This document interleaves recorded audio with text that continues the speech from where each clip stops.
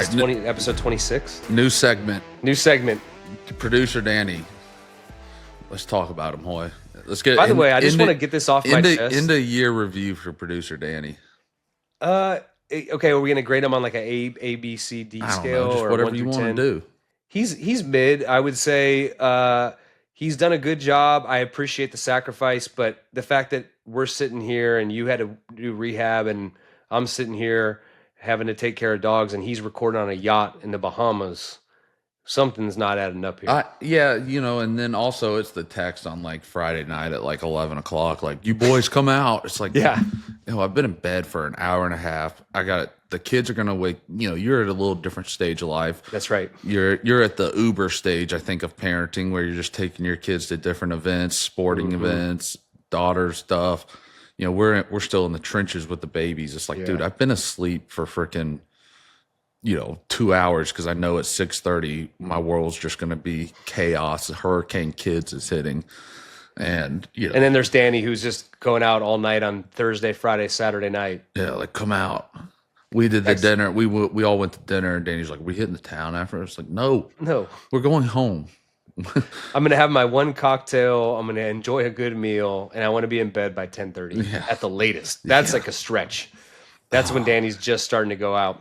Yeah, so we always know you got to be careful texting him in the morning because you don't know if he's sleeping in. He's sleeping in. Okay, all right, we're good. Oh, hey guys, how are you? Episode 25. Let's do this. Super Bowl week. Come on. Here we go. Welcome to episode 25, Super Bowl edition of Quick Snap Podcast. I'm Brian Hoyer. I'm joined by David Andrews, and we have producer Danny, who's drinking a pina colada in the Bahamas as we record right now. So, what's your hold on, everyone? What's your island choice of drink? Mine's not pina colada. I like a mojito. I mean, we talked about this before. I do like mojitos. Mojito is nice. I got yelled at for having that up in north, but I mean, mojito is fantastic. I think like a mojito. I like a margarita. I know that's kind of more of like a Mexican. That is a Mexican drink, but it's an island drink. It's an island drink, yeah. Or I can't drink a lot of margaritas because the acid I think messes with me. Acid reflux. Yeah, I do like the mojitos. I do like a nice aged rum on like a large block of ice. Mm-hmm. You're so sophisticated. I like Miami Vices. Miami Vice is nice when you have that coconut and that strawberry. It's like a pina colada and a strawberry daiquiri mixed. Oh, you should get one. I had a frozen transfusion yesterday. Oh, there you go. Sometimes the frozen drinks, I hate drinking them because then I get the brain freeze. Brain freeze. Yeah. And then I just think like my world's ending. Just can't get out of the brain freeze. So you guys crapping on me before I joined here? Or no, you're talking how great of job and how great lucky you are. Yeah. Like how lucky we are to have you. When you ran your routes. I can imagine. I mean, I can't believe we have no footage of this yet. Well, everyone listening, you'll be getting the footage soon. Go to our YouTube channel and you'll see that. And there'll be more coming. There'll be more coming for sure. All right, so like we said, episode 25, it's the Super Bowl. The Chiefs versus the Eagles. We have two great interviews today. One with Lonie Paxton, who's one of the OGs of the Patriots dynasty. He was there for the first 3 Super Bowl wins, so we're going to talk to him about some of his memories. And I know a lot of people remember some of those first Super Bowls as Vinatieri kicking that game-winning kick, but you got to remember what our name of our podcast is. There was a snap involved. Snap, baby. All starts with a snap, and Lonnie was one of the best of all time, so we'll have him on. And then another guy who David and I both play with, Chris Hogan, who was clutch in those last 3 Super Bowls that were won. I guess the last 2 that were won, the last 3 played by the Patriots. From 51 to 53, a lot of clutch plays, not only in the Super Bowl, but in the games getting there. The AFC Championship game against the Steelers, I think he set a AFC Championship record for yards in that game. In that Super Bowl, had a clutch, deep reception in that overtime drive, and some big plays in the 18 Super Bowl run as well. So we'll have those guys on, talk a little bit about Super Bowl, our experiences from there, and then eventually we're going to have to come down and make a pick. And David's alluded, where his allegiance lies, rightfully so, to a guy that he really cares about, but we'll get there at the end. You know what? I think before moving on, I think this weekend's the worst weekend in sports. Because the football's ending. There's just, no, I'm saying like past weekend. Past weekend. Oh, past weekend. Like coming off this weekend. No football. Yeah. You got no the Pro football. Bowl's a joke now. Pro Bowl's a joke.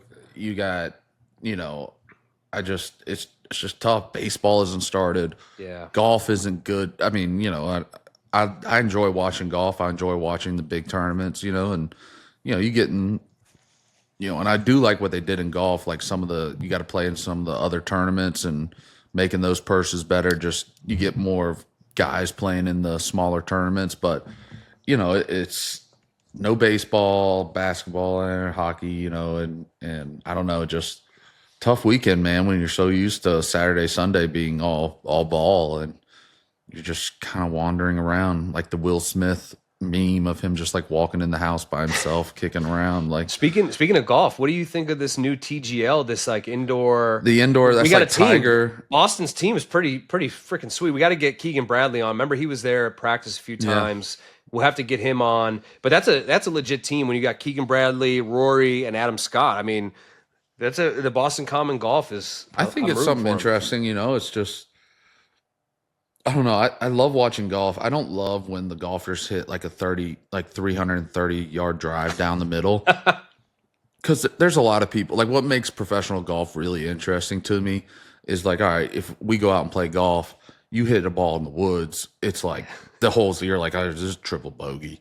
They hit a ball in the woods and still make par. Like that's that's what makes professional golf like really interesting. Remember that shot, Bubba Watson, maybe his first Masters win, when he hit that like whatever it is slice out of the woods and landed it like 3 feet in front of the green.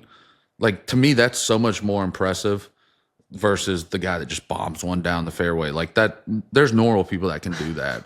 But it's like when they get in trouble and they still somehow find a way to make a birdie or a par, like that's where it gets. You remember Spieth at the British Open a few years ago? On the hill? Yeah, like so far, like there's like bleachers. He's on like a parking lot and he still hit that. Like that to me is what makes.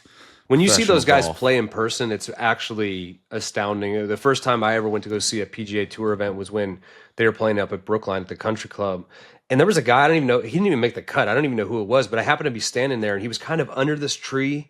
And then out to the right, there was a pond and the hole was back to the left. And he hit like a low riser that started out over the pond and then drew it back into the, I had never seen anything like it. And I was standing right behind him. I'm like, no offense, I don't even know who this guy is. Imagine with these big name guys, like you just mentioned, Bubba or Spieth, like the shots that they can shape and create is that's what makes it real interesting to me. Yeah. Not when they hit one perfect down the fairway, perfect on the green, chip up perfect. Every now and then people have those kind of holes, but it's when they get in the shit and they just can pull one out. It's just like, that's so impressive, because that's what normal people, that's what derails those holes, and then the putting's really impressive. But tough weekend for sports in my opinion this weekend. Boy, we got to get DA on a golf course this summer. I don't play golf. I watch it.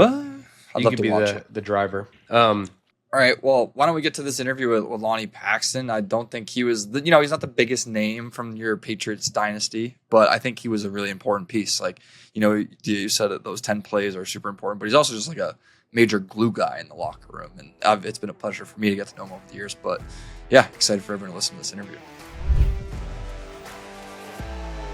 All right, we want to welcome in Lonie Paxton, 3-time Super Bowl winner, Patriots legend. And I think this is the most fitting week. Look, we've been talking. I saw you, when was that? Maybe in December at one of the home games, and we were talking about getting you on. But I figured we had to bring you on the week of the Super Bowl because you were a part of three of the biggest plays in Patriots history, because I know Vinatieri kicked the kick, but let's not forget who the ball first touched to start those plays. So we've been waiting to bring you on because it's Super Bowl week and you were a part of the first 3 of the Patriots dynasty. So we want to bring you in. I think you're out in California, so thanks for joining us early your time, and great to have you on. Yeah, appreciate for having me, man. It brings back a lot of memories this week, New Orleans, and back when no social media, none of these podcasts existed, and you could just kind of run and gun, old school style. But yeah, stoked to be on, and I figured you got the name Quick Snap in there, and I was like, well, you got to talk to the snapper at some point. That's right. We got one regular snapper. We had to bring the specialist snapper in, so we're checking all the boxes. And in your legacy, we had Joe Cardona on this year too during Salute to Service Month. So respect for the long snappers out there. I feel like you kind of got it started, especially out here in Pat's Nation. Let's just go back to that Super Bowl, because that was a wild year, right? That was Bledsoe gets hurt. Tom comes 9/11. in. I mean, that was 9/11. I mean, we had Coach Rabine, the quarterback's coach, Yeah, he pass away coached. in What? I camp on didn't the know treadmill. that. Like, it was a traumatic Yeah, start. that was Tom's Yeah, it was a quarterback traumatic coach. start to the year when we were at Bryant College. We came off a horrible year in 2000, and a bunch of new faces, the Izzos and Vrabels and Lights, Seymours. These guys, like, okay, now we got a good nucleus of new people, and then bam, like it was instant kind of traumatic experience, and then 9/11 hit, and obviously the Andruzzi brothers and Yeah. how close we were to that, and ironically, we played the Jets the immediate week after we kind of missed the week, and it was such a crazy year with all of that going down, and then after we won the division, we had to go play a game after that in like a makeup week, which Mhm. was such a weird experience down in Carolina. And then went right into the Raiders game, the Steelers game, and then we literally, when we won, we had to sign up for our tickets on the plane flight home because we were leaving the next day to New Orleans. Because there was no We bye. didn't That have was no that week bye break. week. There That's was- right. Yeah, Was that used to not be a thing, or was it because of 9/11? it was, because the week was missed because of that. So we had to make up the game, but then there was no bye week. So I think the story goes like they were planning on the Steelers making the Super Bowl, and when they didn't, the Rams had to switch hotels because the colors were very similar to the Steelers. So they had to like move. So there was a bunch of yellows and like the similarities, and then they stuck us on some weird hotel, because we weren't supposed to be there. Was that the AFC Championship game where Bill talked about them already planning the parade and all that stuff, or was that a different one? Yeah. Well, no, that one he talked about, I think when he played Philly in the Super Bowl. Philly. but That yeah, was that. I Was mean, that okay? yeah, that's when Tom was hurt and Drew Yeah, that came led into in. the drama, right? Because he hurts his ankle in the AFC Championship game. Drew comes in, wins the game, but there was no bye week for him to heal. So, right, that was Yeah. like the big thing. Like, who's going to play the Super Bowl? Yeah, it was, and he stuck with his decision. Tommy was ready, and I know it hurt Drew. It gave us the best chance to win. But yeah, so I mean, it happened so fast. Like, people ask me, like, oh, what do you remember? I'm like, I remember it just happening really fast. Like, we didn't have the whole week to think about it. We went right into media day. We ripped it up on the first night we were there down in New Orleans, and then got to work. Bill put everyone in full pads, and like it was back at it. That is wild because that week is so nice to try to get, you're still at home, and you get like a week to, all right, who's coming to the game? How many tickets, hotel, travel arrangements? I can't imagine playing on Sunday night and then being like, hey, by the way, need to know now, just like it's nice for the families. It's nice we didn't have kids for Super Bowls, but making sure they're taken care of in whatever aspect it is, so Yeah. I mean, that's a lot. It was nuts. And this makes me sound old, but cell phones really were like that. Like, no, it was, yeah, guys had cell phones, but it wasn't a big text game. No And it was, texting, right? we had Nextels that were like walkie talkies, and uh the process of getting a hold of everyone to be like, hey, now I got tickets. Oh, hey, I'm a vet. Let me trade with you and trade with you with the Right. rooms. Who's coming? Like, let's figure this out tomorrow so that you ain't dealing with this on Wednesday. And that was the first time going, right? Like I remember my first Super Bowl was in 2011. So you already were on the three that they won. There was the one that you guys lost to the Giants. So like literally they had gone so many times that when we beat the Ravens to go to the Super Bowl, it was like this is like another. They had packets ready to. I mean, the guys knew, and people who had already done it were like, "All right, I need 2 extra tickets. How much?" Like it was like such like a routine for everybody in that building that for us, you guys paved the way because like your first experience, you didn't have the experience of knowing how to do all that, the technology, but also you didn't have that extra week to figure it out. Yeah, it was crazy. The plane flight home is usually a celebration, but then this was like chaos of, I bet. where do we go? Who do we ask? What do we talk about? Oh, we got to pack our shit. We got to be there in the morning. Okay. Lonnie, you guys mentioned you went out the first night when you got to New Orleans and like ripped it. Is that still a thing? Do like NFL teams still go out? Yeah. Well, I mean, you get down there that first night. We did it in Jacksonville. We did it in Houston. Like, guys do it. Did they not have the media night? Like what? That's the next day. So we Oh, arrived okay. Sunday, Yeah, that's and then what- media day was like Monday. and Gotcha. then you got Tuesday off. But guys, since you're down there, you're still doing stuff. But um, yeah, we went out and we ran into Chris Berman out on like near Bourbon Boomer. Street, and him and a few of the ESPN guys were at a table, and I had like a little camcorder, so like I was filming when I got out of the taxi, and he was like, "All right," like he recognized me from the snow game. I was like, "Oh, well, that's cool," and Yeah. I kind of followed him in. And then we sat at the table, and there's a bunch of linemen. We're like, let's send them some shots. All right, so we get our shots, and we send Berman some shots. But Gray Rugemer was like, let's make it 151 in Tabasco sauce and see what happens. So like those were the shots they got, but we're across the restaurant, so we're like, Boomer, and like threw up a cheers, and he's like, cheers, boys. And throw it down. And then I ran up with the camera. I was like, how the hell did that taste? And he's like, you've heard of the fastest 3 minutes in football? That was the hottest. Wow. Like I had this soundbite on camera that was just legendary. And I was like, oh, this could be a good week. So Yeah. you were camera phones before they became a thing. Oh, dude, I got archives already. Before camera phones, yeah, I was the guy with the camera in my pocket. I mean, I've become friendly with Matt, and he's shown me videos of stuff. I'm like, dude, like, where did you guys Yeah. find the time to do all this shit? And how did you guys not get in trouble? Well, the trouble didn't go public, so we were reprimanded, but it was kept in Yeah. house. That's right. Yeah, Danny, guys still go out. I mean, we would always go out that like Monday or Sunday Yeah. night when we got there because We went to like dinner and stuff. I remember we got to Minneapolis and I went to dinner with you guys. I remember Tooney being there, Karras, all those guys. when we went to Atlanta, we went to my buddy has a bar in Atlanta, so we went to like rooftop and drink beers. And then a bunch of the guys had never been to Waffle House, so we went to Waffle House late night. But like, it's the same thing. It's like you get there Sunday, you're either going to go out Sunday night or Monday night. Tuesday's your off day, like legit off day. Like there might be something like, hey, if you want to lift, we're going to take a bus to the facility at 10 or whatever. But like, you're still your off day, so guys are still hanging out. Doing That's the stuff. Yeah, weird thing about going to the Super Bowl, right? Because it's a normal week, but you're not going home at the end of the day. You're at a hotel room, and so like David said, you still have to have your off day. That's like NFL mandated. So Tuesday you have your off day, and the rest of the week it's like you go to practice, you go to meetings, and then at like 5 o'clock, typically for me at least at that point in my career, I'm going home to my family. Now it's like I got all this time, and whether you use it, extra study for the playbook or whatever. But I remember like in Atlanta, I went over to the aquarium the one day because your family doesn't usually arrive till Thursday night.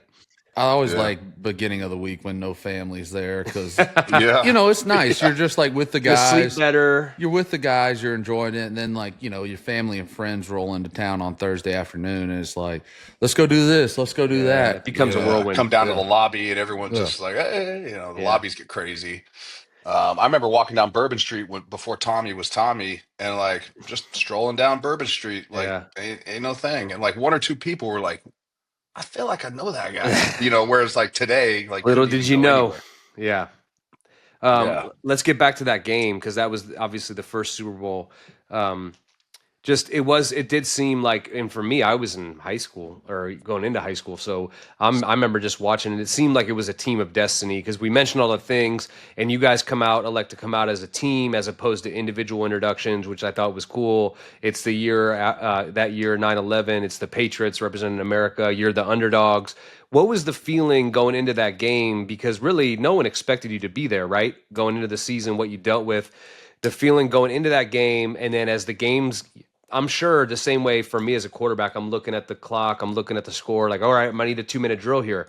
What's it like for you and Adam? And I forget, was it who was the We had holder? Ken Walter was the holder punter. The punter. So what's it like Yeah. as that they're going out there at that last drive and you're getting prepared to say like, all right, boys, be ready to go for a game winning kick. Like what's going on the sideline? Just talk people through that.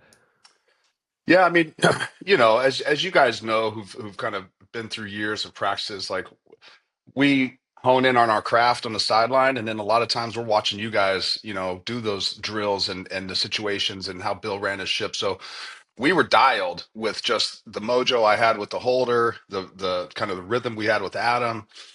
You put us in that situation, we're going to execute. So, my biggest thing was like, I'm just this Southern California kid from one AA school, a long snapper who was fourth on the depth chart. Like I already planned my job post career or post college, and I was like, I'm in the damn Super Bowl.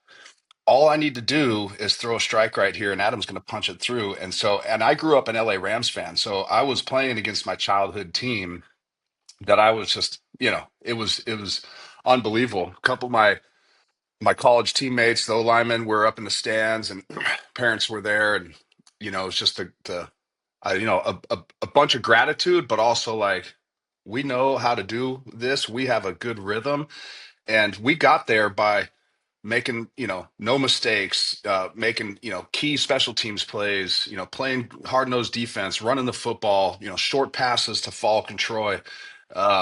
So we were built for that. Yeah.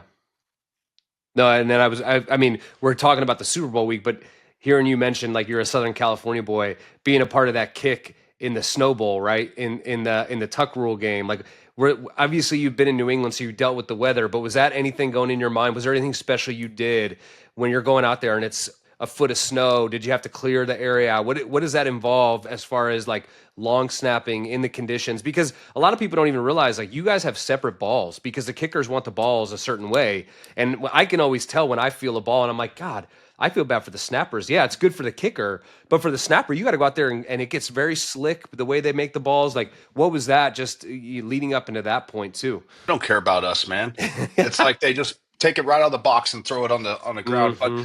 you know, as we're here in story time, I had some of those same guys out for that game, and they're slamming beers at the house, and I'm just pacing. I can't, on night games, I hate night games Yeah. because everyone wants to like talk and like hang out. I'm like, I just want to go to the stadium. And then it starts snowing, and they're like, they're talking about, we're gonna do snow angels in the parking lot when you beat the Raiders. Like, we hate the Raiders, So they're like pumping this up, and I'm like thinking, okay, well, I've never really played in snow. Like, how's this gonna go?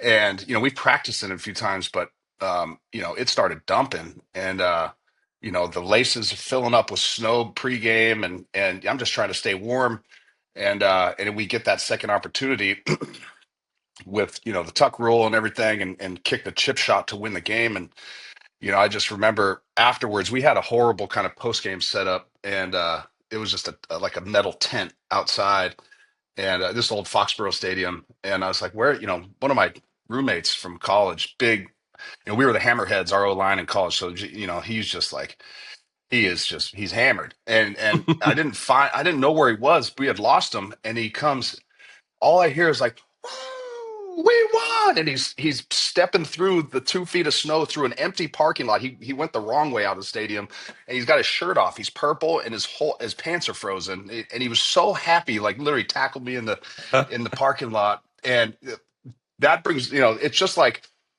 a group of friends I had growing up. Like I said, football was a priority, but I always felt like it was just too far out of reach to be on the biggest stage ever, playing against these teams you watch on Sundays, and then being there and being able to experience it with my friends and family, and just, being thankful that I get an opportunity to sit there with the greatest athletes in the world and do my job and do it, to the best of my ability. That is just this piece of the puzzle of a bigger thing. So, when I think back on those and like the difficulty of snapping in weather in New England, and the pressure, not even thinking there's 60 million people on TV watching, you're just like playing catch through your legs with the holder. It was just, looking at it now, I get anxiety thinking of it. But back then it was just like, hey, this is all good. This is what we practice for. I have a question, Lonnie. How slow are you? I ran a 5:06. That was like, I never broke 5. I know where this question's going. I mean, I was thought you were going to be like 5'3" or something. Because Why? Am I built? no. And maybe you knew about this. I don't know if you do. For the longest time, Tom on the road was very particular about his snap cadence, right? The head bobs, things like that. So we had this cadence that he derived called Paxton, and it was a slower tempo cadence. And so I was like, why is it called Paxton? It was early in my career. And, I was making sure I knew the Matt Lights, the Joe Andrewsies, those type of guys, right? Logan Mankins, Copen, for those questions from Bill. Like, all right, who is this guy? And no offense, you never were one of those I was worried about, right? And because that was Joe Cardona's job. We were rookies together. Like, he needed to know those people. So I'm sitting there like, who in the hell is this Paxton guy? And I started talking to Tom. I was like, why do we call it Paxton? He's like, oh, we used to have this old long snapper named Lonie Paxton, and he was so slow. So that's why I came up with it. And I was like, damn, he must have been real slow. Hey, man. But Well, you know, like I said, I'd snapped and played O-line with knee braces on until I got to the league, and I thought I still needed to be 270. And turns out I didn't need to be 270. I needed to run. So running down and making tackles was never something I was very interested in. You know, I snapped it perfect, and I never gave up a block punt. So 2 out of 3 was pretty successful for me along the way. And honestly, being the slowest one on punt coverage, you were a target when they could ear hole you and peel around. So I got taken out on camera more times than you'd know. And just was the laugh, you know, the giggles in the room when Bill would slow it down 25 times in front of everybody. But I'll tell you what, I never lost to Tom in a race, and I never failed a conditioning run, so I was as fast as I needed to be. that's all that matters, right? Well, That conditioning run, I would always sit there, and I grew up in Cleveland, and Bill would always, the last thing he would say, look, if Bernie Kosar can pass this test. And that was like my idol as a kid. And I'm like, God, I better not fail this. were you, It's more were you mental guys a than big physical. cut the field off? Was that still your job then? Because now, like, or not, but with Bill, Yeah, I mean, yeah, I it was was like like the Bill, back, like back hash. Joe would never be near the ball or something.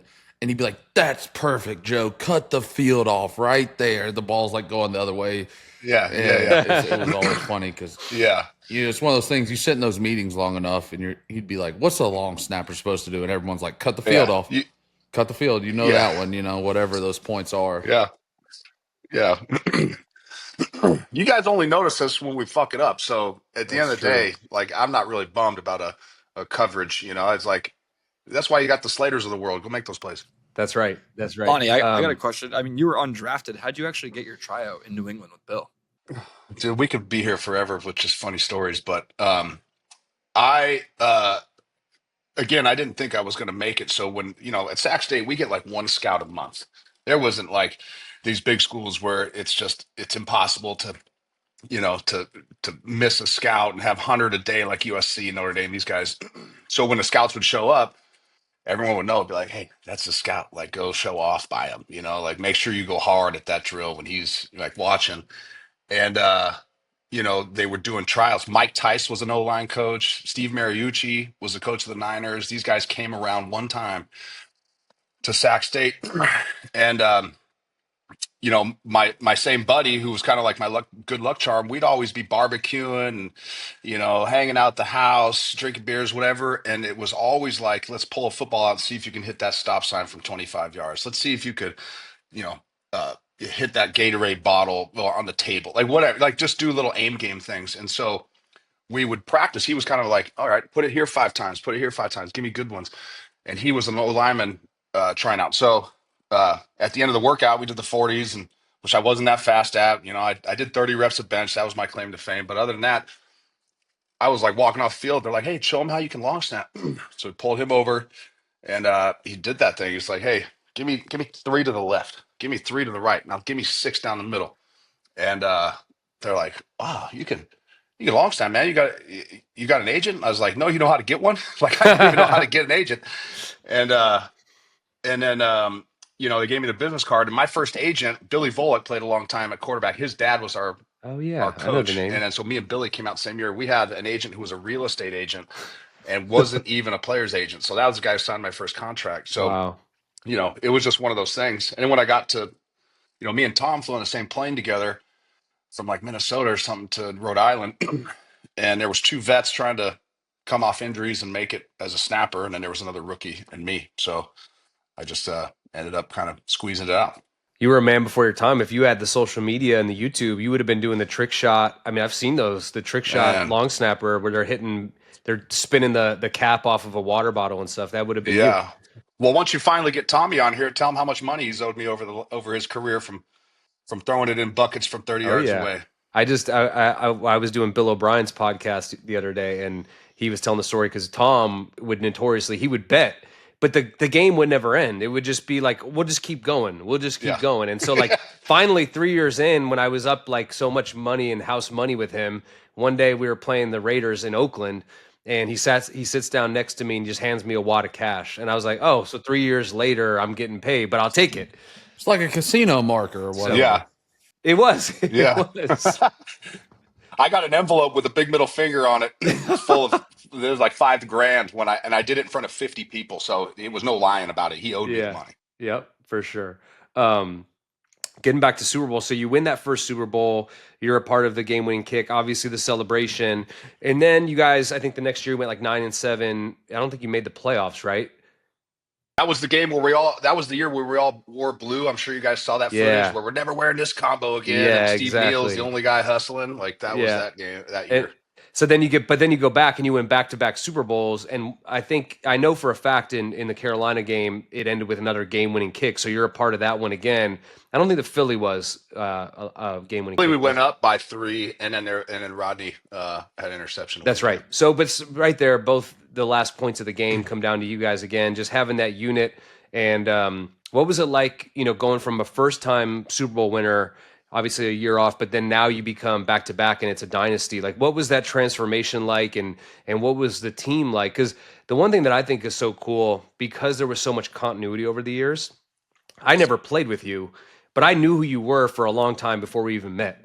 And there was almost this it was like a family. It was almost like, yeah, my father's generation in this organization Thanks, won, man. and It now makes me feel Yeah. nice and young.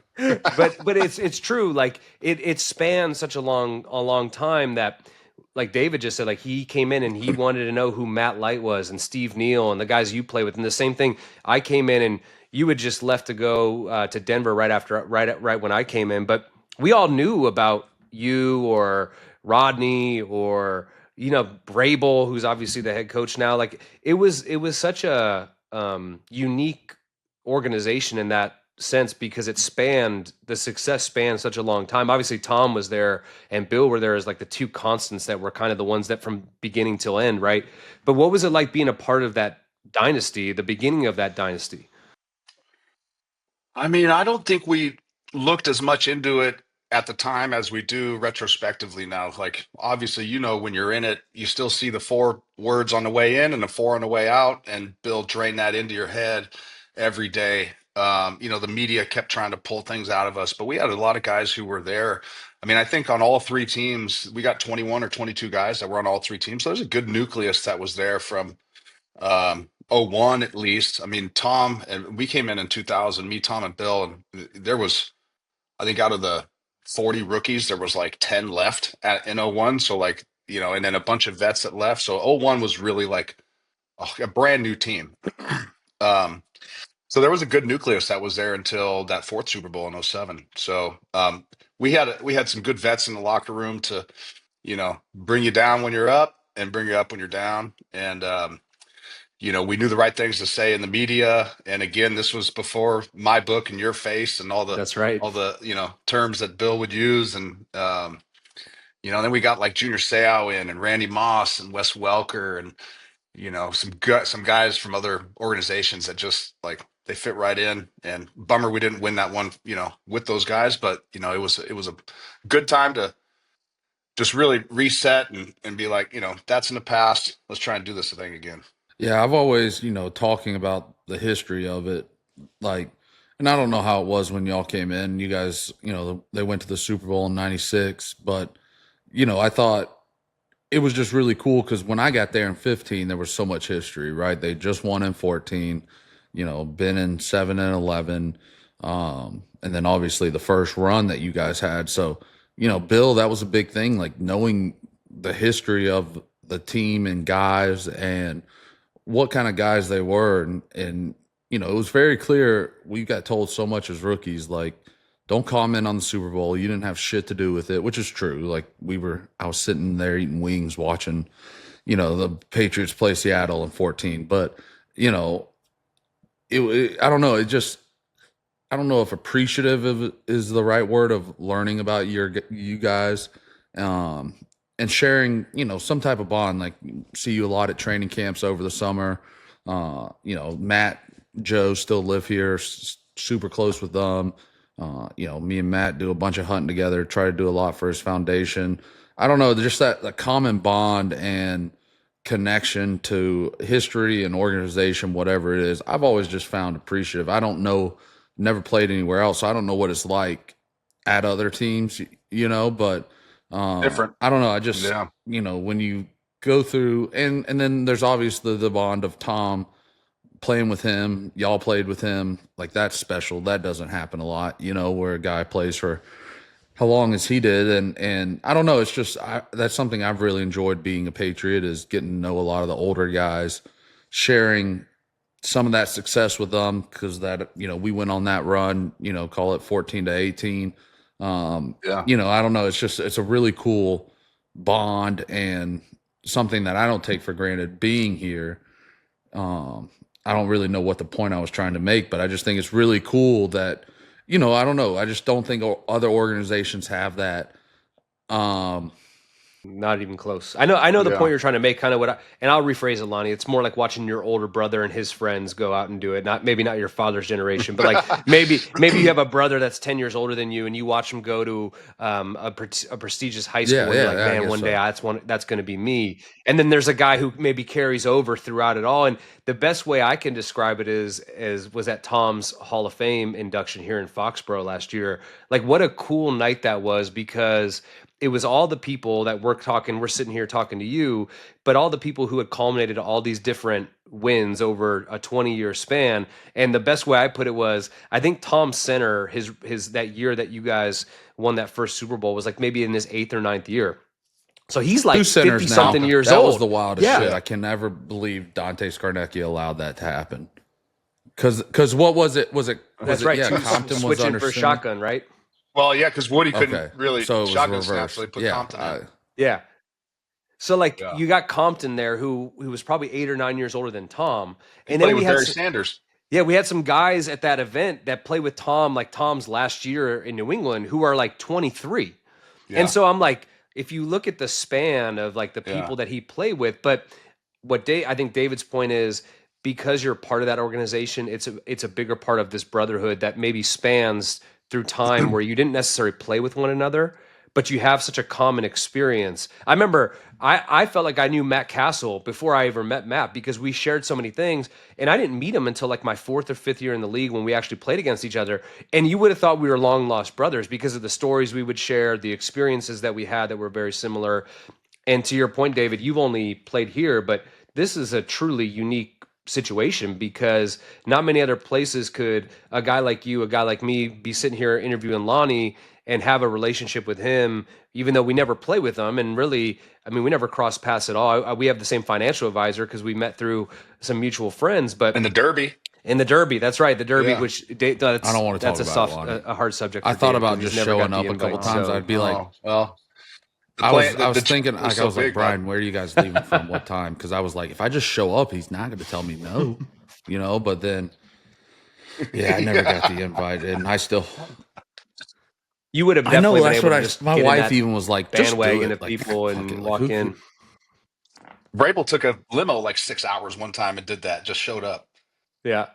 I appreciate you guys saying that, because there wasn't much of that when I got here. It was, the old Pete Carroll regime. You had a few, like Ty Law, Lawyer, Teddy, Willie, and a few guys, that were, kind of hangovers from that time. And then Bill wiped the slate clean. And then so we got a chance to like build that, especially with new vets, Vrabel, Izzo, handful of guys that came from other teams, Rodney. And then now being done and going back and going to training camps and coming to some of these events, that's why I try to lean in as much as possible to just share some experiences. And I love that you say that, Dave, because that's how I feel of like the new generation. Like, we watch the games on Sundays. My kids are huge fans. We came out to Tom's thing, they got the chance to meet some of the guys that I always talk about that are my friends. And who knows if they ever believed me, but they finally were like, that's your buddy, Dad. You're right. Yeah. And so now when we share those experiences, I feel like I'm living vicariously through you guys, and I'm just not wearing a helmet on the sidelines. Did you come to the Philly game when they did the thing for Tom in 23? Yeah, like opening day? Yeah, so my son was at the game, and he was 2 at the time. Yeah, 2. And I mean, he doesn't know what's going on, but I have a picture in the hallway with him and Tom. And I'm like, he was looking at it the other day. He was like, "Who's that?" And I was like, "Well, because he's like he was like very shy, 1 day. olds. Like I think he's picking his nose Yeah. in the picture, like, and I'm just like, buddy, like Yeah. one day you're gonna think that is really cool. I promise you. Because he's like, "Who is that?" I was like, "I played with him." He's just like, "Oh, okay." And I'm, he obviously has no idea, but I'm like, one day you're gonna think this is like in like 10 years, you're gonna think this is really cool. But it's Yeah. just Oh, yeah. it's things like that, just those bonds and things with guys. And I think it's important, right? Because like something, with me is like, look, no football team's the same, right? Like you talk about the '01 team, that was not the same as the '02 team. Yeah, those same guys and call it nucleus were there, right? A lot, I would say, when we went on our run, a lot of those same guys were there. You added some key pieces along the way, but the nucleus of that team, a lot of them are homegrown Patriot guys. And then, you know, each team had its own personality, but the why behind the team, I guess you could say, was the same. Like what the goal was. Now that team didn't look the same, the guys weren't the same, but the mentality was the same. And I don't know, man. That's something I think is important to try to install in the young guys now. Is like, look, this is what it's truly about. The only reason to play the game is to try to get to that moment, in my mind. And sure, everyone is going to have different whys, like why you want to play, and I think that changes for players throughout the years. Definitely changed for me, but that core team thing is like, this is why you play the game, is to win these games and win that one game. And so it is important, knowing that history and knowing what it took for a lot of you guys to do it. And like I think Vrabel said in his press conference, like those banners aren't going to help us win games going forward, but they're a great reminder of what the blueprint is and what it looks like to what it took to get there, the sacrifices that everyone makes. And you talk about, the long snapper just playing, whatever it was, like 10 plays a game, right? But those are crucial plays and crucial moments. And it took different guys in different situations, whether it might be just the slot player that came in on third down to guard someone, or the jumbo tight end, the jumbo lineman on the goal line to get a play. Like, our Rams game ended with that long field goal to kind of put it out of reach. And, I mean, that was, I think Steven missed one early in the game, right? The first drive, right? Hoy?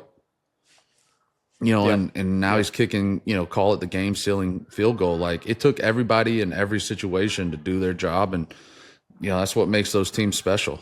Yeah, I think the biggest thing is you guys, your teams set the blueprint and the foundation for what every other team after you is about to come. And I think that's why, for me, as soon as I walked in there, you were taught to like revere that team, those teams, and those guys who built that foundation with such respect, which is a cool thing to do because I had the unique perspective of starting with the Patriots for 4 years, and that still was when Matt Light was around and Logan Mankins and Brewski was still there my rookie year, like these guys. And then I left for about 6 years, and I came back, and the young guys I had come in with now became those guys, the Slaters, the McCourties, the Hightowers. Obviously, Tom stayed there through the whole time, but it was great to see like the young guys learn from the old guys. They knew what the blueprint was, and then they carry that on. So much respect for you guys and those teams you were on. I think the last question we got to ask you is, with this Super Bowl coming up and the Chiefs have the opportunity to three-peat, what would that do? Obviously, you were a part of back-to-back wins. What does that do in perspective of looking at dynasties? We had this argument the other day, like, God, I hate this question. no, I'm not even going to bring that up. I'm just going to say, does winning three in a row, does that mean it's a more important feat than winning seven together throughout a span of over 20 years? I mean, longevity is something nearly impossible with, I saw a stat the other day that Tom literally had 3 Hall of Fame careers with different generations. Mine, kind of that middle generation that missed a few, with Welker, and then kind of you guys came in and then kind of had that third one. And so three-peat is unbelievable. I feel like, people forget about the Bills run back in the 90s where they went to 4 straight. Yeah. because they never won one. But I thought that was one of the craziest feats of all time, because I know how short the off seasons are, the free agency, and then to just get back there again is dang near impossible. A three-peat will be up there, as far as, just something that's never been done before. But the longevity, I think, you'll be able to answer that question a little bit more in 10 years. That's what I said. You can't sit there and start comparing things when one guy's in the middle of his career. Like, you got to look at the totality of it when it's all said and done. For what, you know, Tom and the organization did for 20 years. Like, my argument was from 96 to, which obviously was a different group of guys, but 96 to 18, that's what do we say, 24 years, or right, or 22 years? I don't know. Danny, Smart do the Hoyer, math. ask the smart guy. 22 years. So 22 Math was never years, my strong 11 suit, Super but I Bowls. think That's it's every 22, other yeah. year that a team was in the Super Bowl, which Yeah. is freaking ridiculous, So I don't know. You just got to look at it when all the dust settles, and I mean, it is impressive. And I got Joe Tooney on the Chiefs, so I'm always biased to him and want to see him do well. And I think this is he's tying he's going to be in second place for most Super Bowl appearances at 6, which is unreal. Wild. So That's crazy. All right, so we got to get you. I mean, David's kind of leaning to what his pick is going to be. We're going to make him later. Since you're on here, we got to ask you what your pick is for the prediction for this game. If they could just, I feel like Kelsey is more wide open than anyone has ever been. And to me, when Bill would play someone like that, it's like, just don't let that guy beat you. Like, make someone else. Right, make someone else. So the Eagles can do that. I think their running game is going to just control the offense, a little clock management, keep Mahomes off the field. Their offensive line is solid. I think they can, at least not stop Jones, but keep him under control. I think the Eagles. I'm gonna go with the Eagles. Love it. Keep that three-peat from happening. Yes, in not a disrespectful way. No.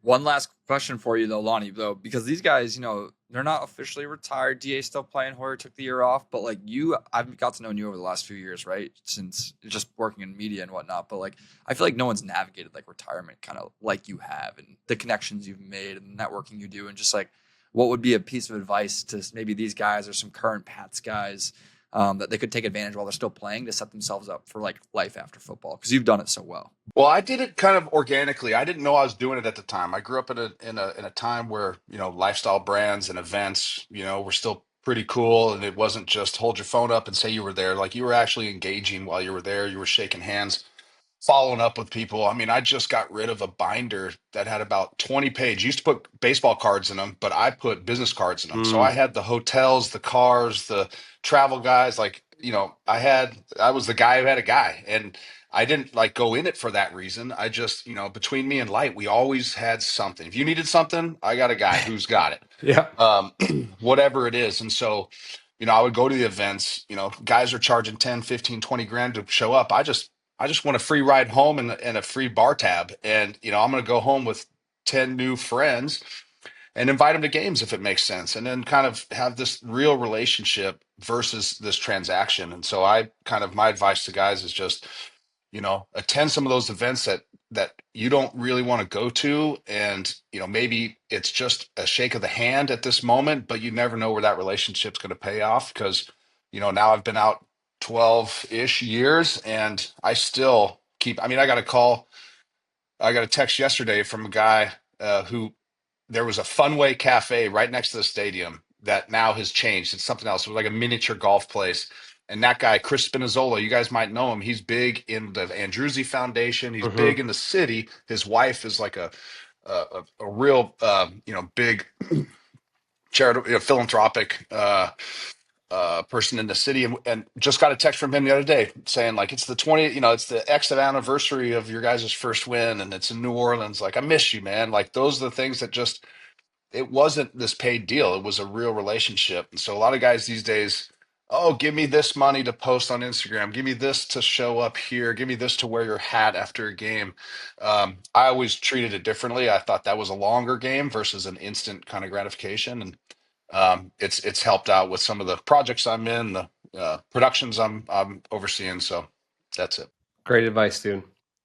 No, Lonnie's done one of the best in the business, so I'm thankful to know him. Thank you for coming on this special pre-Super Bowl edition. You were the right guest to have on at the right time. So go Eagles, and we'll talk to you soon. Appreciate you, Lonnie. Yeah, thanks for the time, boys. All right, guys, hope you enjoyed that interview with Lonnie. We're going to move on to Chris Hogan, bringing him in, like I mentioned before, some huge big-time plays in a lot of Super Bowls and Super Bowl runs.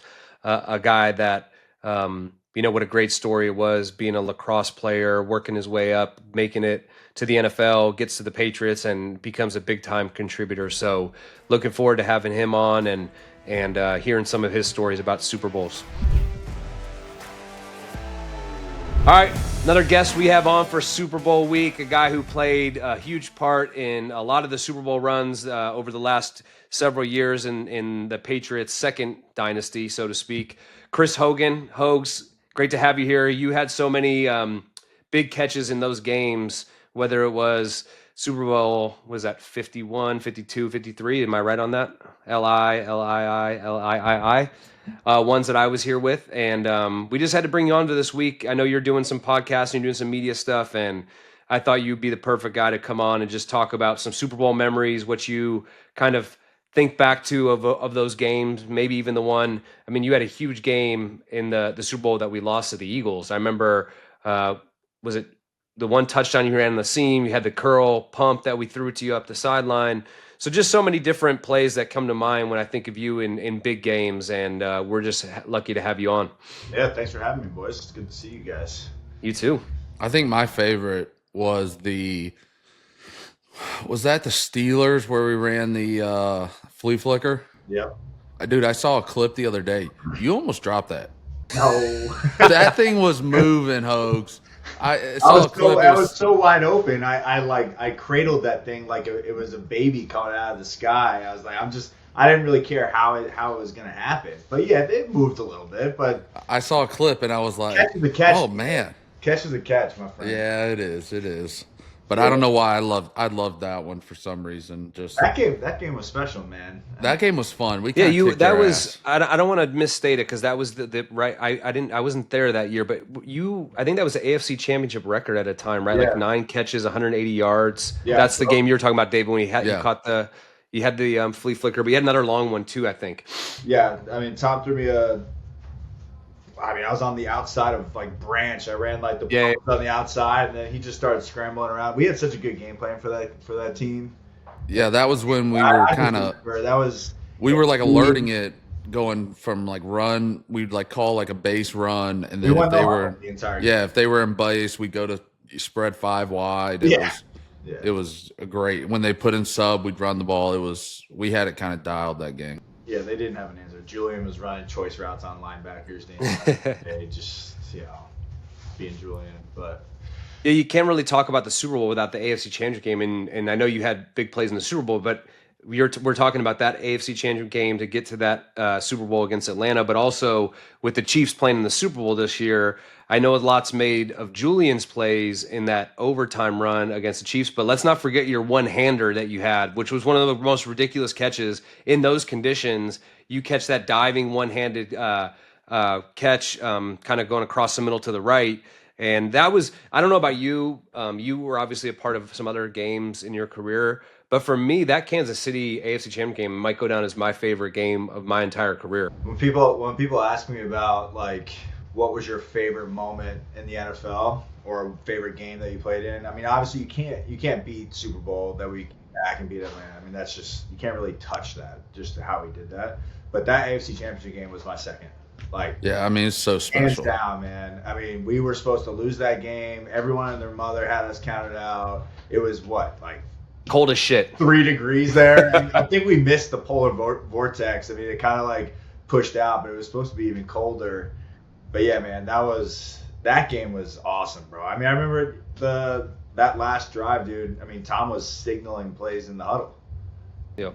You couldn't hear him. So we were going out, and he's pretty much signaling us routes that we needed to run because you couldn't hear anything. But that game was awesome. It was just so back and forth, hostile environment. I mean, and we did it all that game. You know, it was the running game, the passing game. It wasn't these one-dimensional games where you go in and it's like, all right, we got to throw 60 passes. Like, and overall, it was just a great team effort. The defense, Everyone contributed. yeah, you know, Philip Dorsett. I mean, Philip Dorsett had the touchdown before half. Philly. Like Julian tried to screw up the game with touching that punt. I was like, this idiot. It wouldn't be a big game without Jules trying to do some sort of dramatic thing, man. He needed it for the documentary. Yeah, it was all for clicks. All for clicks. But and to his credit, he did. Remember, he came over to that sideline. He's like, "I swear, I didn't touch it. I swear." And I remember looking up at that screen, being like, "Bro, this is like the closest non-touch in the history of the NFL." I mean, when you look at Julian, that play right there, and then obviously the catch off the ground in that Super Bowl against Atlanta, like two of the plays that come down to like when you talk about probably less than inches, that he's had two of those plays, but he was right. He's like, I swear it didn't. I'm thinking you probably can't even feel your forearm. It's so cold out here, whether he touched you or not. I remember going over like literally with a 20-second TV timeout. I was sprinting over to the sideline just to get over by the heaters, just to like try to feel my hands again. That's what Ted Karras said. Dante on the sideline, Josh would like call the play in, right? So he'd like write it down, watch the play, and then in between like the snap and the thing, he would run back to the heater, go to the heater for like the 25 seconds in between plays, and then run back to the sideline to watch and make a note or something. And I was like, man, I was worried about Dante a little bit. Get up there in age, Dante and Ives on the sideline in negative weather. Woo. It was cold, man. That was the coldest game I've ever played in. That Tennessee AFC Championship game was good though too. Big. Oh yeah, that was yeah. Which one? That when the Titans before we played the Eagles, but you talk about not having Julian, Danny stepping up, Brandon, we had Cooks that year. I mean, those guys. Well, that was the Jacksonville week 2. Remember when Tom split his thumb open? Obviously we'll all never forget that. But for me, with what my role was, we're in group run, and he bumps into Rex and starts screaming bloody murder. Josh McDaniels, I'll never forget. He's like, I saw his bone. The bone was popping out of the skin, and I was like, oh my god! I just got here halfway through the season, and I have to play in the AFC Championship. I didn't sleep. I remember we were in the stadium, right? We were in the stadium. It was like a walkthrough. And I remember everybody just froze. And after it seemed like to me, like after 4 or 5 minutes, I was like, all right, fellas, we got to move. We got to start practicing again. Because no one knew what to do. Jim Whalen got Tom so quick and ran him off the field. And we were all just looking around like, what just happened? Yeah, I didn't know if he broke it. I didn't know what had happened. I was just like. I remember Josh and I went in to go see him. He was with Dr. Lieben, who's the hand surgeon. And there was a gash this big on his thumb. And I was like, oh boy. All right. I remember coming in that day, the day of the game, and sitting next to him. My locker was right next to him. Yeah. I just remember them the amount of glue and whatever the hell they had. Kinesio tape. Remember they had a kinesio tape. He had his infrared sleeve that him and Alex probably finagled into the get his thumb in there. So he couldn't do without that, obviously. You talk about Alex, I never forget. He for 1 second he's like, don't worry, Hoy, he's gonna be ready to go. And I was like, all right, Alex. He's got 12 stitches in his thumb. Remember, he came out to practice on that Thursday, and we both wore red gloves together while the media was out there because he didn't want to see anyone with his hand on. And he just stood there. He tried throwing a little bit that Friday. I don't think he was ready to take snaps with you yet, David. No, he did. He took a couple shotgun, and it was Saturday when we went in the weight room turf area. And for whatever it was a long time. He was like, all right, let's see how we can take snaps. And the first couple, he was wincing behind me. And I was like, oh no. What are we about? The things we used to do for trying to fool, mess around with the media, the red gloves. I remember in 20, I broke my thumb, and it was a day after surgery. And Jim, I was like, all right, came in, checked in, couldn't do anything, couldn't sweat, and he was like, hey, Bill wants to see you before you stop out. So I walked in Bill's office. I was like, what's up, coach? And he was like, what are you doing? I was like, I was just going to head home, get some rest. And he was like, "Well, could you stay for practice?" I was like, "Yeah, of course. Like, you want me out there?" He goes, "Yeah." He goes, "Hey, can you get dressed?" And I was like, "What do you like in practice gear?" He's like, "Yeah." I was like, "Bill, I'm in a club. I'm in the hot." I hadn't even gotten like a Like cast a real yet. cast yet. It was Yeah. like an ace bandage, and he was like, I was like, "You want me to go out there with this?" And he was like, "Yeah, go out there and maybe snap a few with your left hand during individual and see how it feels." I was like, "Well, Bill, like I'm not allowed to sweat, like I can't do any like, day after surgery." And he was like, just try a little bit with your left hand, see what happens, and maybe they think you're going to be ready to go. I literally went out to practice that, like right in practice, I got put on the short, 4-week IR. I was like, so we really did that for what, For an nothing. hour? An hour just to do it? Like, what are we doing? Yeah. No, but I think by Saturday night, Tom was like, "I'm going to be able to throw. I just the snaps. That's the one thing." And then I mean, he had a tremendous game against Jacksonville, which obviously that came down to Steph making that great play. And David and I have joked on here. Maybe you'll remember this, Hoax. Remember Deion Lewis had that run to kind of solidify the game. And Malik Jackson was over by the sideline, and B Flow was talking shit to him. And Yeah. Malik kind of hit him with one of those Yeah. jabs. And the video of it was Flow looked like he was from the Matrix, bending backwards, like he was going to get hit. That So many Jacksonville great game, too, memories. man. That was like Yep. they were. That was the fumble, right? The Miles Jack fumble Yeah. was that Dion? Yeah. Yeah. Yeah, Yeah. Who was Yep. what was it? Bortles, right? Was it Bortles? Bortles. Yep. Bortles. They had a great defense though that year. They were running that Jalen. Seattle Jalen 3, Ramsey. Jalen Ramsey. The two linebackers were really good. Calais Campbell, Malik Jackson, Ngakwe was playing really good ball. I forget who their other edge guy was, but I mean, that was a good team that year. And Offensively, they were fine. They were okay, but defense, they were very good defensively. Yeah. Very good.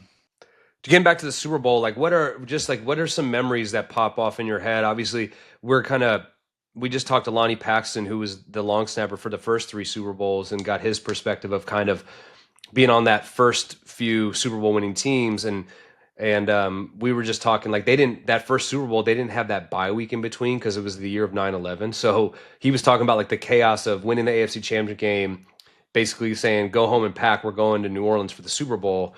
David and I were kind of talking how, when we got to our turn to go to the Super Bowl, the Patriots had gone so many times, they had a system down. They're like, "All right, so-and-so is going to come down and they're going to talk to you about tickets, and your family's going to know what plane they're on." And it was so down pat, but just the whirlwind of those weeks. I mean, obviously some of those weeks back at home practicing, we went hard. And then we just talked about how it seemed like once you got to the city you were playing the Super Bowl in, and the first few days your family isn't there, so you have some time. But then I felt like once your family got there, it was like everything sped up in motion. Yeah, it was you had chaos. the family welcome party, and then it was Friday practice. Then we had Saturday where you did the team picture with your family, and all of a sudden, the next thing you knew, you're playing. What do you remember most about those weeks going into those games? I do remember coming in on Monday. We just beat the Steelers. Coming in Monday, and we go. Bill does his normal team meeting. We got bad ball on a game that I didn't even think there could have been any clip. And it's like, okay, cool. Here's your 100-page long packet of everything. You're gonna have to go through everything. You're gonna have your tickets finalized, your flights finalized, every single one of your family members, and everyone else in the team seemingly just got up out of the meeting room like it was nothing. And I'm sitting here thinking holy shit. Yeah, how do I get all this done? Do all this right now. And so there's just, you guys have been there, done it. So he just expected, get your stuff done. That was a little crazy, that first one, making sure, because everyone wanted to come, right? So all the family wants to come, extended family wants to come. Then you got to figure out hotels and where they're staying. So that was a lot. I think I was actually thinking about it because I was talking with Chris Price. I do the Patriots report with him, and I was thinking back to all the Super Bowls, and I swear if I could do it all over again, I'd have my family come in the back end of the week, because you just, at the end of the day, you were there.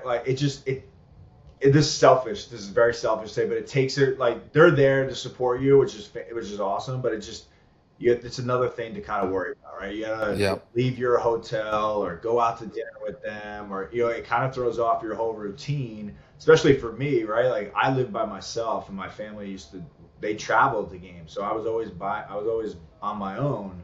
And then you get to the Super Bowl, it's like, all right, cool. Like I gotta get a dinner for 13 people, and then I got to go see them and make sure I'm checking in here. So it's like I wish I would have just said, you know what, let's come like Wednesday, Thursday, and then I can see you before the game, and we can stick to the normal routine, and I can focus on the prep and the practice, because like then you got all the media requests, and every single day you're doing different things for the Super Bowl stuff, but then also trying to prepare for a game. It's a lot, man. I mean, it is. You're right. It's really chaotic, especially, and I think that's something. My first Super Bowl, I didn't enjoy it as much, because you were so like locked in. Like, it was the biggest moment in your football career for people that had never been there, right? Which, I think, that was the year of me, Shaq, and Joe. So that was our first one. Your first one, obviously. Like, a lot of us, it was a new thing, and so you're trying to balance like focus, football. Also, then it's this weird thing of all your friends and family are there. Like it's so chaotic. And you're also making sure that, when it's a home game, and I know your wife didn't stay with you up here, but like, my wife takes care of all that. Like, hey, we're leaving at this time. We'll tailgate here. I got the parking pass. I got the tickets.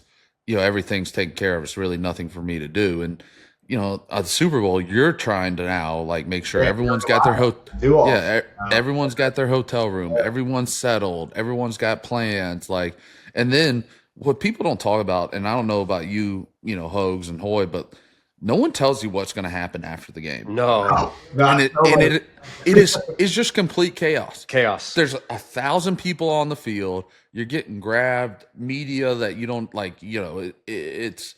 And then you get in the locker room, and like there's like even an away game, you go in, it's a routine. Like you go in, coach talks to you, whatever it is, 5-10 minutes. Then you got Stacy, the media team, being like, media's in, grabbing 6 guys to go to the podium, and then you've got your ops people being like, buses this way, like leaving in 15 minutes.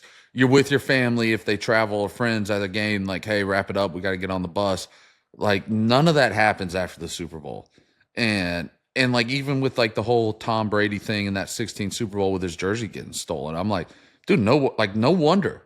Yeah, it's just chaos. Like, it's not that. It's crazy someone would do that, but it's not that crazy that someone got away with it, because it's just absolute chaos. There's a million people in the locker room. There's no rules. The coach doesn't talk to you. It's literally just complete chaos. And I remember how wild it was in that Super Bowl. We beat the Rams in Atlanta. That my family and I walked back from the stadium to our hotel, or to the family hotel. It was in walking distance. And I remember just thinking how wild it was. Like it was like a high school football game. Like I was just a part of the biggest sport event of the year on the field. And here I am walking past the fans that are going crazy, like with my family. Yeah, it's just chaos. It is crazy. And no one really prepares you for that. Your first one, like after it, 17, 18, it was kind of like, all right, this is our routine. This is what we're going to do. Everything, got everything set up. And then, it's going to be chaos after the game. I just remember that first one. And I don't know, maybe it was how we won the game that made it that much more chaotic.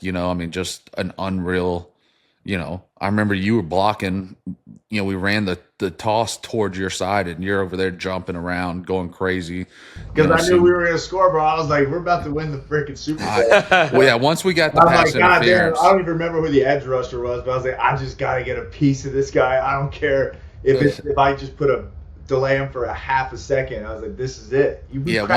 Once they threw that flag on Marty, it was like, this is over. Yeah. Like you saw that flag go in the end zone, you're like, this, like it's first down on the 1 or whatever it was. Like we could run slant 34 lead 3 times and get it in if we had to. We could sit here and talk about all these different things, but since we have you here, we have David here. I wasn't there for the 28-3 comeback. Like, let's just give people an inside look to what that was like, because I was there obviously the next year with you in Philly and then when we won against the Rams, but I think you were such a huge part to that game. If I remember correctly, on that final drive, didn't you have like a stopper route? Tom threw a long stopper route too. And I remember sitting there, and I played for the Bears that year. So I was sitting at my house in Chicago watching that game. And I remember my wife looking at me and being like, I think they're going to lose. Like, it's 28-3. And I said, you know what? I know they'll come out and they'll fight. It's just a matter if they're going to have enough time left. And because I still had a lot of relationships with the guys on the team, I wanted you guys to win. And as that game started to go on and you started to see Atlanta shift from their zone coverage to their man coverage, I was like, this is over. And then when Hightower strip sacks Matt Ryan, to me, that was really the play of the game, because they could have really put it out of reach. Did you listen to Julian's podcast when he had Matty P on? I haven't listened to the whole thing yet. I've seen the clips. You gotta listen to him. Did you listen? Yep. Did you see DA? Did you see Matty? Is it the one where he's talking to Hightower in the helmet? Is that what you're talking? Play where it's like, yeah, you get a glimpse into Matt, because he was saying like it was like Coleman was their third down back. Yeah, he got banged up the play before. That's what you're talking about, yeah, right? Yeah, and then he's like all this stuff. You're to come scot-free. No one's gonna touch you. Scoop and score. Like he called the damn play. It was wild. It's funny because that just shows you how good of a plan they have, because I think they went from like a 4-down front to a diamond front, or a bear front, what some people might call. So Hightower is a linebacker. All of a sudden they shift the front. He goes down to the end, and they don't give the offensive line doesn't have enough time to make the adjustment. So you see the running back, I forget, was it Freeman? Yeah. He's like, you see him when you've seen the slow motion play, he kind of like looks left first, not really realizing that Hightower is his protection. And then it's just too late. And that's the game, the play that really changes the game. But just go back to like talk people into, you get to the Super Bowl. Now, all of a sudden you're watching the score and it's 28-3. And I've heard the story from you guys, but like give some insight to like what that halftime was like and what the idea was coming out of halftime. I'm curious to hear your perspective. I've talked about this so many times, and I probably have like different memories of it. I'm curious to get what your memory of halftime was. My favorite question is everyone expects like there to be some, like miracle on ice or remember the Titans type speech, right? Like what did they say at halftime? And the one thing I remember, it's a longer halftime, right? And the one thing I remember is we're all sitting there in front of the whiteboard like always. And Josh literally came in and he wrote down in the upper corner, or he might have wrote on the whole board. Josh wasn't a big like drawing up new plays at halftime. So like I think he either wrote it, I don't remember if it was in the corner or he might have been wrote it big. It was like 44 plays, something time of possession. And he was like, look at that, make that count. And like walked off and they started doing their adjustments. And I really don't remember anything else that was said other than that. I don't think anything was said. No, yeah, like I don't remember, and the big thing, I can, speak to, I don't really remember, like, I don't know, like, not as an offense, we never, like, on the sideline, no one panicked. Nope. Like, it was just kind of like, we're just going to keep going out there and running plays, and, like, it wasn't like Josh pulling us up as an offense, which we didn't do all the time. There was like, I can count on it, probably one hand, the times that he like pulled the offense together and like said something. Like we had such a great coaching staff, whether it be Chatty O'Shea with you guys, Dante, Ivan, Brian Dable, Josh, like, they were all talking, the coaches obviously, but each coach, we just kind of, everybody stayed in their lane. And like, we knew up front, if we took care of what we had to do, you guys were going to take care of what you guys had to do. The tight ends were going to do, and like maybe every now and then we would talk with the tight ends. We didn't have that much involvement with the receivers, but like every now and then you might talk to the tight ends about like a run game adjustment, the backs on protection. But like everyone just kind of was just methodical in what we did. And, it wasn't like some special thing. Like there's all those clips of Julian being Julian, and but that was it though. It was quiet. Go in the locker room. Yeah. We had rehearsed halftime, with Bill, knowing that it's going to be a longer locker room, halftime. I just remember coming in. I remember talking to Tom on the way in, saying like dude, we're killing these guys on the outside. You know, like everything is open. There was nothing that they were stopping us on, realistically. And then we get in, and everyone was just kind of doing their prep or getting IV or whatnot. And then, you know, there's Julian, and he gets on the bike towards the end. He's like, this is going to be the greatest comeback ever. But that was it. You know what I'm saying? Like, I think I do remember Tom kind of coming up to us before we took the field, and it was just like, do your job, man. As cliche as that was for that year, for him to like come out and say that, it was just, bro, when an opportunity comes your way, just make a play. Like, we'll just see what happens. And it's funny. I mean, I went to 3 Super Bowls. It was the one I was on the winning team was when we beat the Rams in 18. But I don't remember ever like anyone given like you said, David, like this miracle on ice speech. The only thing I ever remember, and I think Tom said it more than once, was if you win the Super Bowl, your last name will be forever honored. Honor your family and honor things your like family. that. And it's true because we just had Lonnie on and we were talking about like when we were at Tom's Hall of Fame thing this year in Foxborough. And it's true because those winning those games, it bonds you for life.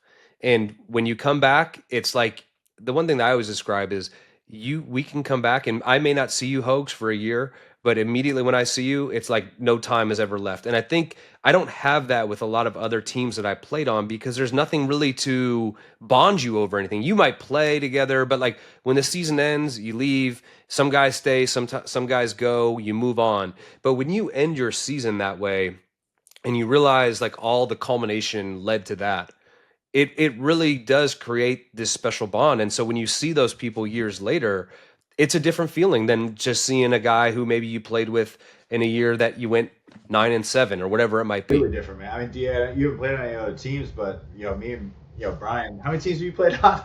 Yeah, 9. Right. So, but it's like you'll see I'll run into guys that I played with, and it's always kind of friendly, dap them up, hey, how you doing? But dude, when I saw you when both of you guys come, against the Chargers, man, it gives me chills like thinking about, because you immediately go right back to those moments, seeing Slate and even some of the coaching staff, and being back there was really cool, even just like in Foxborough. But I do always talk about those teams that we had those 3 years. I know, Brian, like you weren't there for all of them, but that locker room was special, man. Like that was a special group of people. And like I heard a high school coach tell me one time, he was like, what makes winning special, David, isn't just winning, it's all the things that go into it. And, he's like, if you could skip the season and all the hard stuff, winning a championship, whatever it may be, state championship, national, Super Bowl, like it wouldn't be as special. And, and you talk about that, like the bond you shared, it's because we went through those meetings with Bill and Josh and whatever it may be in those hard times in training camp, the hard times in the year. We were in full pads on Wednesday before the Super Bowl each really competitive periods. Yeah, yep. I mean, well, that's what I tell people all the time. The hardest week of practice I think I had in the NFL and it was the weirdest week because I think we've talked about, Brian, in 18, right? We beat Kansas City. Yeah. And, that was the game. That was kind of toward the end of the year. We were like, look, we're a team that can run the football. So as an O-lineman, and you talk about the built up of, the 16 Super Bowls, short off season, 17 Super Bowls, short off season, you're playing a lot of football. And, in 18, we were pretty tired. And you remember that week, Wednesday, I'll never forget, Dante was like, look, fellas, give me one hard day. Like, give me this Wednesday. It was going to be like a training camp style day. Full pads, 9-on-7, good on good, one-on-ones, half line run. So we were like, all right, like, let's just go out there, bite the bullet. We're all beat to hell, sore from that Kansas City game. And then Thursday we came back in and we were in full pads again. and we were all like, the O-line was like, yo, like this, first of all, you told us this because Dante came in, he's like, I got bad news. And we were like, that was the same way, bro. Yeah, it was like, because everyone was exhausted. We had put so much into those playoffs, and but then we got to Atlanta, and this was one of those things like, you say what you want about Bill, like I did think he had a good pulse of the team, and at that point, a lot of our core guys had been to 3 Super Bowls, and, some more with the 14 team. And, we were a pretty veteran team, I would say, in 18 to some extent, and, we go into that Super Bowl week. I think we were in shells one day. The other 2 days were like walkthroughs. And I was like, that's very interesting because for as much Bill gets at like, oh, he's not a player's coach, he's not this, like, I don't know, like, I don't even know what a player's coach is to some extent, like, but like that was like, these guys are ready. We need to go out there. We just need to be fresh, run around. I remember Trent Brown did one practice in freaking boots. Do you remember that? Yeah. Well, I was going to say We the were one banged story. up, man. Story I remember we're practicing at Georgia Tech, and Charles Barkley was there. Oh. And remember this, like, and Bill walks over, and the way practice set up, like offensively, you're doing a drill, and Charles was over there on the right sideline, and I'm standing next to Josh because you guys are out there running the plays, because I would always listen to Josh call the play in so I could go through it. And Bill walks over, he's like, "Hey Josh, you see Charles Barkley's over there." And we had a play named after Charles Barkley. He's like, "Hey, why don't you run your next play and then just get up on the ball and have Tom yell out Charles Barkley, because that'll be really cool." And Josh was like, "Well, we're not even running that play this week." Oh, we ran it. It was a strip sack. So it was Tom going, "Don't worry, babe, I'm going to get rid of this out fast." And he's sitting back there pumping it. We didn't lose the ball. But anyways, I just thought, like, my fat ass recovered it. I just thought it was so wild that, like, here it is, the biggest game of the year, and we're running a play in practice just so Charles Barkley hears that we have a play named after him. I mean, we did run that play a lot, though, Brian. We did. We got every ounce of that play we could. That's right. All right, so back to that Atlanta Super Bowl. At what moment did you guys realize the tide had shifted? Was there a moment, and you're not going to say like, "Yeah, I knew we were going to win," but to me, there was a clear momentum shift. And then when you guys got won the coin toss, I was like, this game is over. And then I remember significantly, like, you catching that long stopper route, and I'm like, these guys, it was on their sideline, wasn't it, Hoax? Yeah, on their sideline. Yeah. I don't know. I mean, dude, we didn't even score a touchdown until a couple minutes left in the third quarter. Like, yeah. I mean, it still was very much in doubt. We were just grinding. We were moving the ball better offensively, but we hadn't really come up with that huge play. And then I remember, James White getting the touchdown, the direct snap, and then we did 2-point conversion. I mean, we seemingly ran all of those plays that you work on in those like competitive periods. It was like, okay, here are our 2-point plays. Here's our short yardage plays that maybe come up once or twice, but we emptied the book on these guys. They came up in all the situations.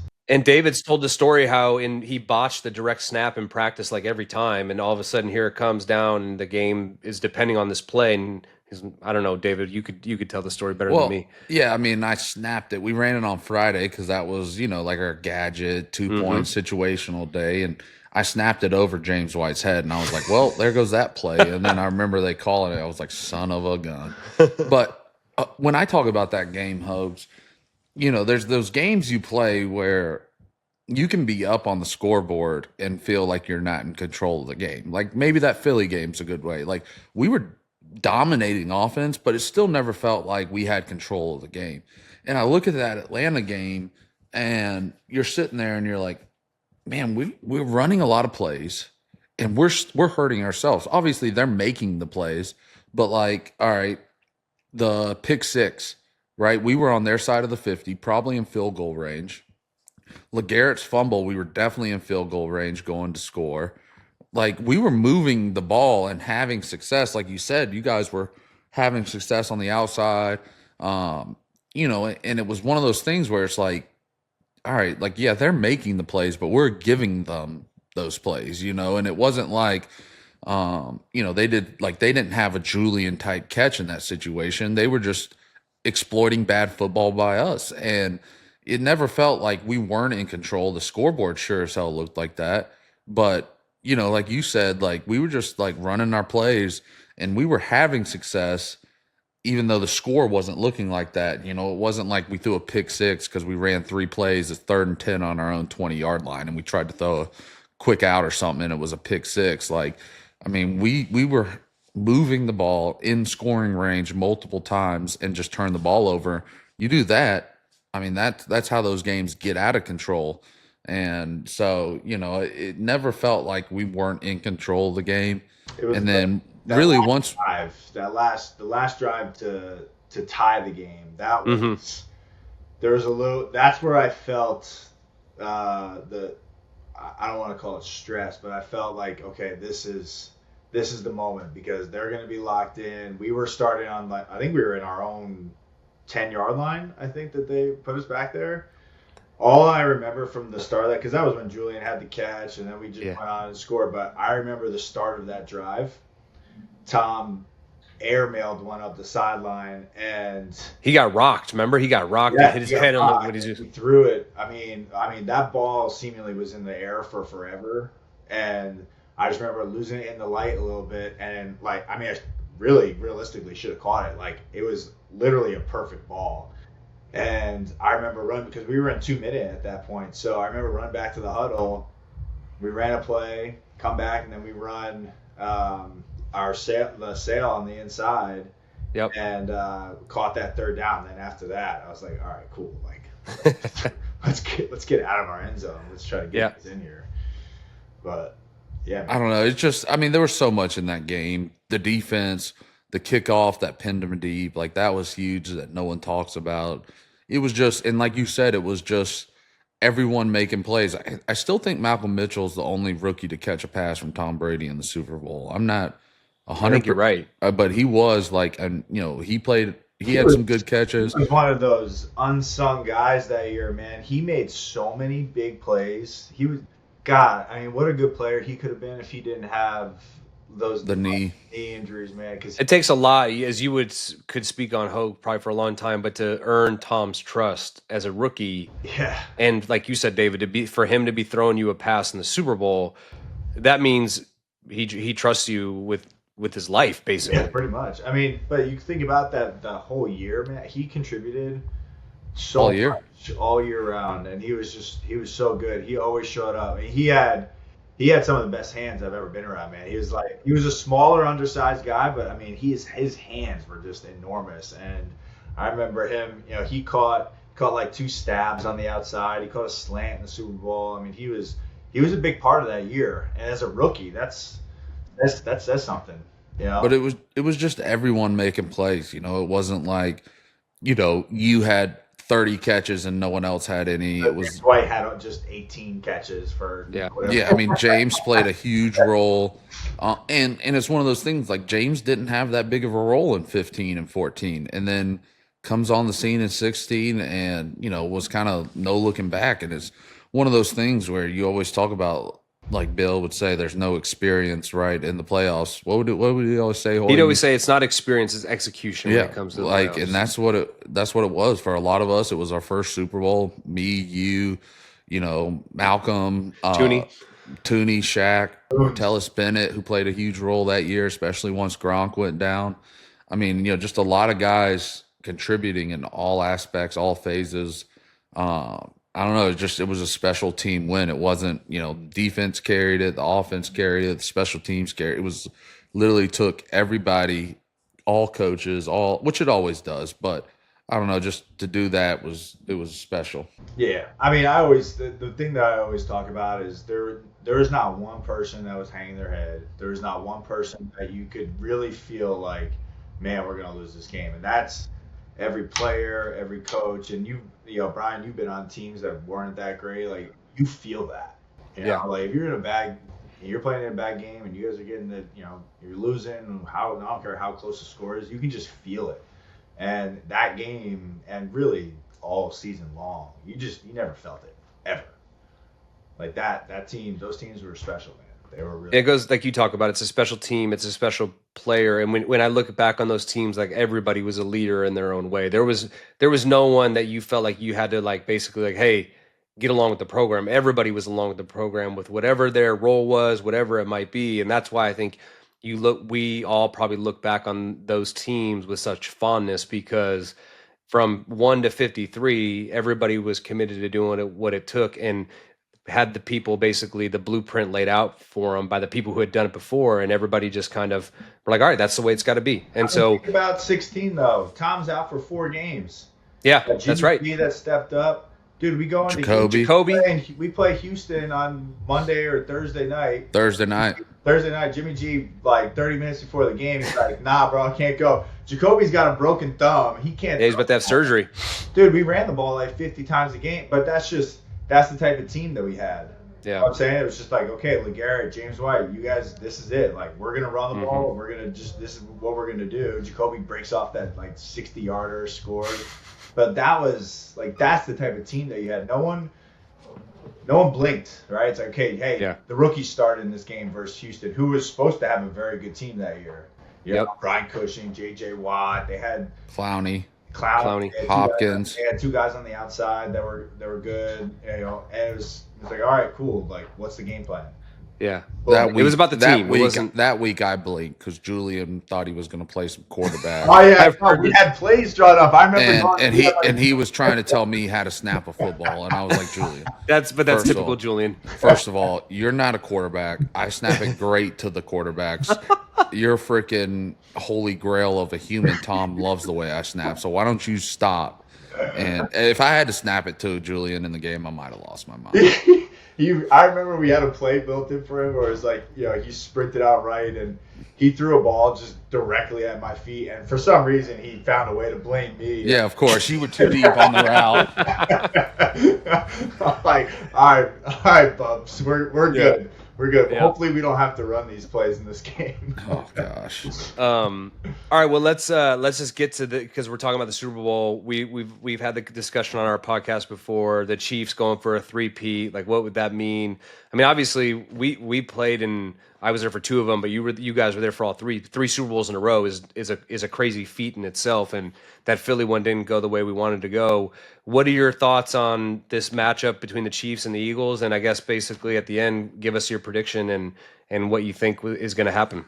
I mean, I think it's tough to bet against the Chiefs, to be honest with you. It really is. You think, and I am not falling underneath the narrative that, oh my God, I don't want to see the Chiefs win. Like what people are seeing and what we're witnessing over the last couple of years of what Patrick's been able to do, what Andy Reid's been able to do, like they're solidifying that dynasty legacy themselves. And you know, you hear Patrick talk in the media. They had media night last night at Super Bowl, and he's like, "Yeah, man, I was a Cowboys fan growing up. I hated the Patriots, but you get to the NFL, and it's like you immediately respect what it takes to actually get there year in and year out." So, I to be honest with you, I would love to see the Chiefs do a 3-peat because I know what it takes to win those games.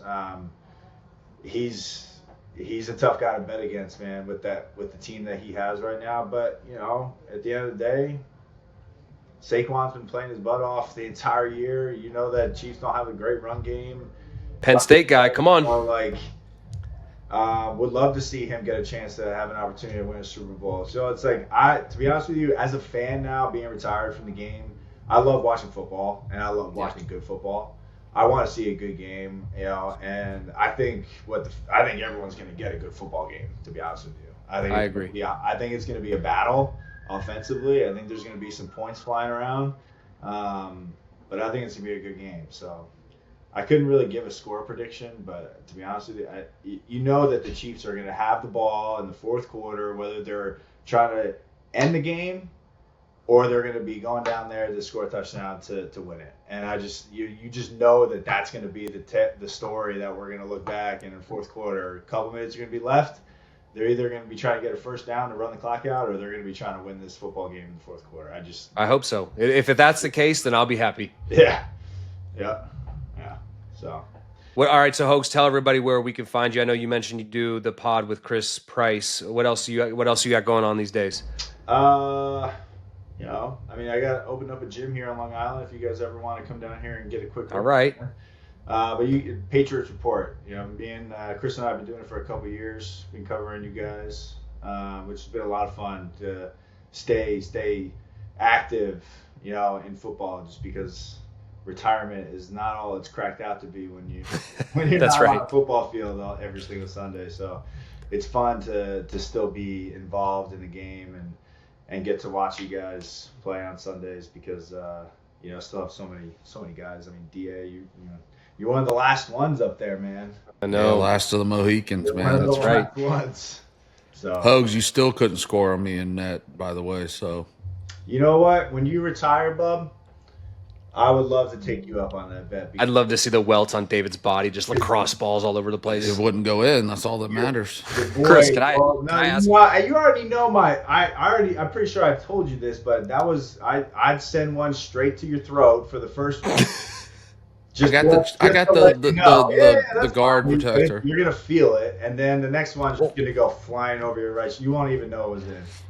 No chance. All right, Danny, get in there. You got something to ask. I know. We talked about lacrosse before. I was a college lacrosse player, but just like you played 4 years at Penn State, and then like what goes through your head of like, oh, I have a year of eligibility. I'm gonna go to Monmouth, play football. I think you played quarterback, receiver, and corner, and just like what was that? Played mostly defense. It was Mostly D. I was 21 years old, and I wanted to cross it off the bucket of playing college football, and not even in the future was the NFL. It was things just kind of happened, and I have this weird, I just think that I'm more athletic than every single person that I. So does Danny, and Same. Yeah, but you actually were, Chris. You actually Danny's were. not. Yeah, just so you know, good, I'm going to train for the NFL. I'll see what happens. And then Look at Danny's shoulders. He looks like a wet noodle. I was a D-mid at Colgate, Chris. So I mean, Hogs, the D-mid life. We went out and filmed because Danny thought he could catch the route tree on both sides, and he was holding his hamstring about 5 routes in. And so now we just found out we're going to do something at the Patriots draft day party. I think they reached out to you too, because we might do a lot. Danny's going to train now to do it again live in front of the fans at the draft day party, and you may have to go out there and evaluate him. So I would love to get you as a any coach. tips? Maybe I'll come down to Long Island, get some training sessions in. You need to that would go be train great with content. Hogan. That's what you need to do. Yeah, that would be great content. No, don't. I got some draft guys in here right now training. There we go. You could jump right in. Don't Danny, do take, content for take that, the Danny. film We crew don't down. want to see how I need bad at least it looks. a week of training of you down there at Hope. That would be, I mean, we're Hey, talking about great I content got right physical therapy on site for you because I got to Need imagine it. you get hurt at some point. And Oh yeah. We'll throw you in Need the cold tub. We'll throw you in the sun. We'll get you right. I'll get you prepared. Yeah, Danny, this Warriors is your yelling at moment. me that like I was at 13 and not 12. I'm like, Hogs, he would run a hitch and back into it for about 4 yards and then turn it into a button hook. And I'm like, bro, it's there was 6 snow yards. all over the field, and then my hamstrings blew out. Hogan, the what would happen excuses. if you didn't run a route at the right depth? You'd be on that bad ball film on Monday getting mother effed by Bill. And trust me, I've been on the wrong end of those, and it's not pleasant, bro. It is not pleasant. at all. Danny doesn't realize that, like, as a quarterback, when you have a receiver, and Hogs, we threw the ball a lot together. You guys were so well coached and so on top of it. It's very hard to play quarterback when you don't exactly know what the receiver's going to do. And I don't think people understand that, because Danny would run routes. Now, granted, we only had like the lines on one side of the field. One we had, side, and they were 5 yards apart. I'm like, come on, dude. Don't you in your mind know like 15 yards? Like that's because, in all honesty, what we would do at practice, we never put the ball on the line. Markers on lacrosse. We would never put the ball on a solid line, though, because we didn't want the receivers to get used to counting every 5 yards on their routes. So they wouldn't be on a line. So it was basically running it off of memorization. So maybe you can get there by your tryout date. I'm gonna hire Chris as my new coach. I love it. I'm gonna go down to Long Island. I'm gonna train. That was day one. That was the first day of preseason that we in training camp last week. Sounds like Day one, you're getting I cut. got my work cut out for me, but You have your work cut out for you. But maybe you could take your former lacrosse skills that you translated to the football field and give Danny a little help. It's not going to help. Sorry, Hogs. It's a lost cause. We'll see. All right, We'll see. Hogs. Always great to see you, pal. Thanks for coming on, sharing some Super Bowl memories. Yeah, we appreciate you. And if this show continues on, we'll definitely have to have you back on. Yeah, always good seeing you guys. Thanks, Hogs. Appreciate you, baby. Another great interview, Chris Hogan. I'm gonna get down to Long Island and do some training with him and get ready for my combine this draft. But yeah, Super Bowl week. It's one of the best weeks for football fans. It's why we play the game, to get this stage. And you guys have been there many times. And so using your experiences, just like curious, just right off the bat, I have a couple questions, but like the biggest one, what's your favorite Super Bowl memory? And DA, why don't we start with you? Yeah, I outside the game, it's such a awesome experience to get to share it with people because, you're getting to do what you love, play the game, do all of that.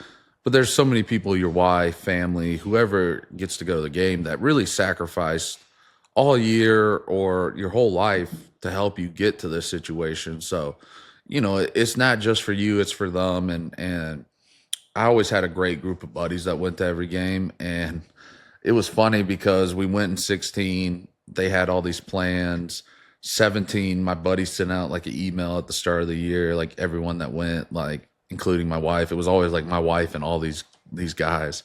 And, it was like, next year it's in Minnesota. This is the weather we're going to be looking at, temperature, fun facts about Minnesota. Did he do it at the start of the year for every Super Bowl? And I don't know, it was just always fun. And we would have like a conference call like about the week once we got to the game. And a bunch of my buddies bought like fake fur coats for the Minnesota game. And it was just, we went to this place called, it was really hard in Minnesota, like finding places to eat because it's a smaller area compared to like Houston. Houston's huge, so we found this restaurant. It was called Urte's, the Peacock Lounge, and it was just funny. We just, at that time we'd been to Super Bowl, so we all go there Thursday night. And then the game, it was brutal, the loss, and I was pissed and didn't want to be at the after party. My buddy handed me like a double Jack and Coke. He was like, let's drink this, see how you feel.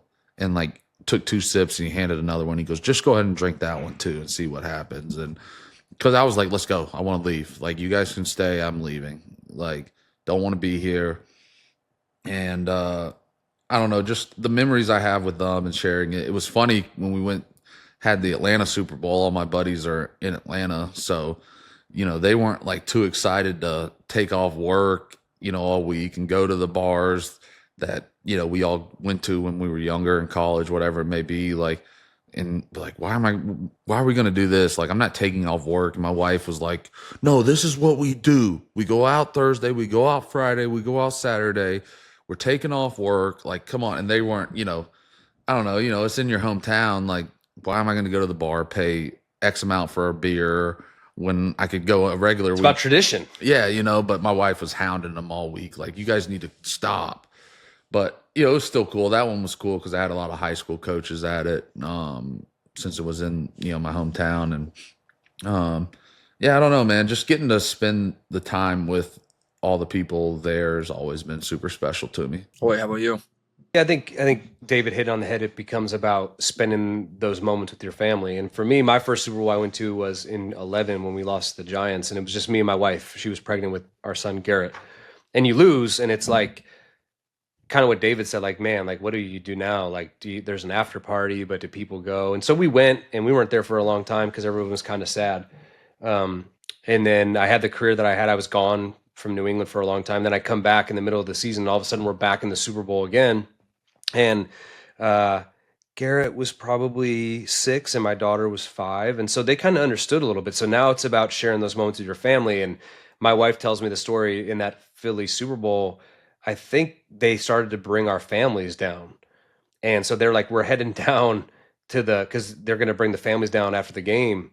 And she's like, we're heading down. And then the Phillies scored and they're like, nope, go back up. And so it becomes like this whirlwind and you go back. And I didn't even go to the after party that night because it was like, you got your kids, you got to deal with them. If you're going to leave, like, who's going to watch them at the hotel? And plus we lost. And so it was like, man, I'm 0 for 2. Going to these Super Bowls. And then the last one, I wouldn't have had it any other way because my kids understood what was going on. Now, my daughter slept like almost all the way through that game, I was told. So it was like the most expensive nap ticket you could ever take. But she was there. And as we've talked about, it's chaos when the game's over. And for me, I was just looking for them. And so they get down on the field and my kids are playing with the confetti. And you realize, like, when Tom says, like, your name's forever cemented and it's a legacy that'll go on, like, it's also for your kids and your wife and all of those things. And that becomes so special about it. But there's also, I think we kind of hit on, like, you don't want to feel selfish, but that time when you first get there into that city for a week and you're spending time with the guys, like, I would always go grab dinner with the linemen. I remember having a great meal in Atlanta at, is it Uni, David, or Umi with Ted Karras and Tooney. I think you were with your like Yeah, friends that night, I but went with. you had sent us there, and just those memories that you create. I think, yeah, the game's great and all of those things that go into it, but spending time with your guys, realizing like what you're about to go out and try to accomplish, and then when it's all said and done and you win, spending that time with your family. And I got great photos of my kids touching the trophy and all of those things, and then taking them on the parade afterwards, and my son sitting up there on the parade. And those are things that you'll never forget. And I think it creates that bond like we talked about with Chris. When you see those guys years down the road, it's like no time has ever passed. And I think that's the thing to me, that as years go by, I think it was, what is it, 6 years since that Super Bowl? Since the Rams? Since the Rams, yeah. I saw everybody tweeting out about it yesterday. Yeah, 6 years. It's crazy for me to think that, but if I saw, obviously I see David all the time, but if I saw Chris, like I did at the Chargers game this year, we were both at the home game, like it's like no time has ever passed. So I think those memories you create will last a lifetime. If I didn't mention in the 17 Super Bowl, you always leave the next morning super early. Like the buses leave at like 7:30 a.m. So we were out to like, I have a video on my phone of us in the hotel room. My wife was like, I'm going to bed. So all me and my buddies go to the next hotel room, and we were up at like 4:35 and in the hotel room. So pretty rough morning for your boy when you're leaving no matter what. And, I did share a breakfast sandwich with Garrett in the airport. Bought Garrett a little bacon, egg, and cheese, I think. That was Garrett's first interaction with David. David's hungover as all hell, and he's getting Garrett a bacon, egg, and cheese at the airport. Really fostered our relationship. So he's seen me at my worst, I guess. One of my other questions is, like, you always hear in press conferences, like, coaches are doing that coach speak where they're like, postseason games, Super Bowls, or you prepare just like any other game. But like, it's a Super Bowl. It's not like any other game. And I guess just my question is that true? Like, do you prepare like it's any other game, or do you prepare like it's the Super Bowl? I mean, I think the only thing that would be different in my mind, Hoy, is the 2 weeks to prepare. Because if you have like, the old school bye week was for seeds 1 and 2. Yeah. So, but you don't know who you're playing. So that week you're really like, you're going, it's almost like a bye week, like in the NFL, like self-scout. Here's what we've done. Can we make this play look a little different? We've struggled in this area. Can we add something to be a little bit better? So because you don't know who you're going to play that week. You could play 1 or 2 teams. So, you're not sitting there like, all right, we're playing this team. They run this defense, this coverage. This is what we're doing next week. And then the Super Bowl week, it is, who you're playing. So you really do have, and what we always try to do is really put everything in while we were at home. So when you got to the Super Bowl week, it was more of a refresher. And then, but like, we had a lot of hard practices down there, but it wasn't like, all right, installing new things. And I think sometimes maybe we wouldn't, I could have been wrong, Hoy. Did we always do that? Or sometimes we just did it when we got there? Like we might have done like you're right. Brief. It was like that week at home was always like a big install. Let's get everything in, see how it sticks, and then we would get to the city and it would be like, all right, let's refine it. Let's kind of pull it back to what we really feel like now that we've had a week of practicing it. And as we just mentioned with Chris, like when we got to Atlanta, it was like one practice in shells and then like a few walkthroughs, because I think Bill realized like we're on it, we know what the game plan is, all of those things. And so I think there is a little bit of truth, like you just prepare, you have more time to prepare, but it's not like you try to do anything different than what got you there. I think that's one thing I always remember, like just do what we've done, because what we've done to get us here will be good enough to win if we go out and do your job. Yeah, I mean, at that point, you've had 18 weeks, at the old 16-game schedule. You've had 18 weeks to prepare. So you've refined that process of how guys learn, what the team needs. Is it a team that maybe needs a little bit more time walking through? Or is this a team that is really good in meetings?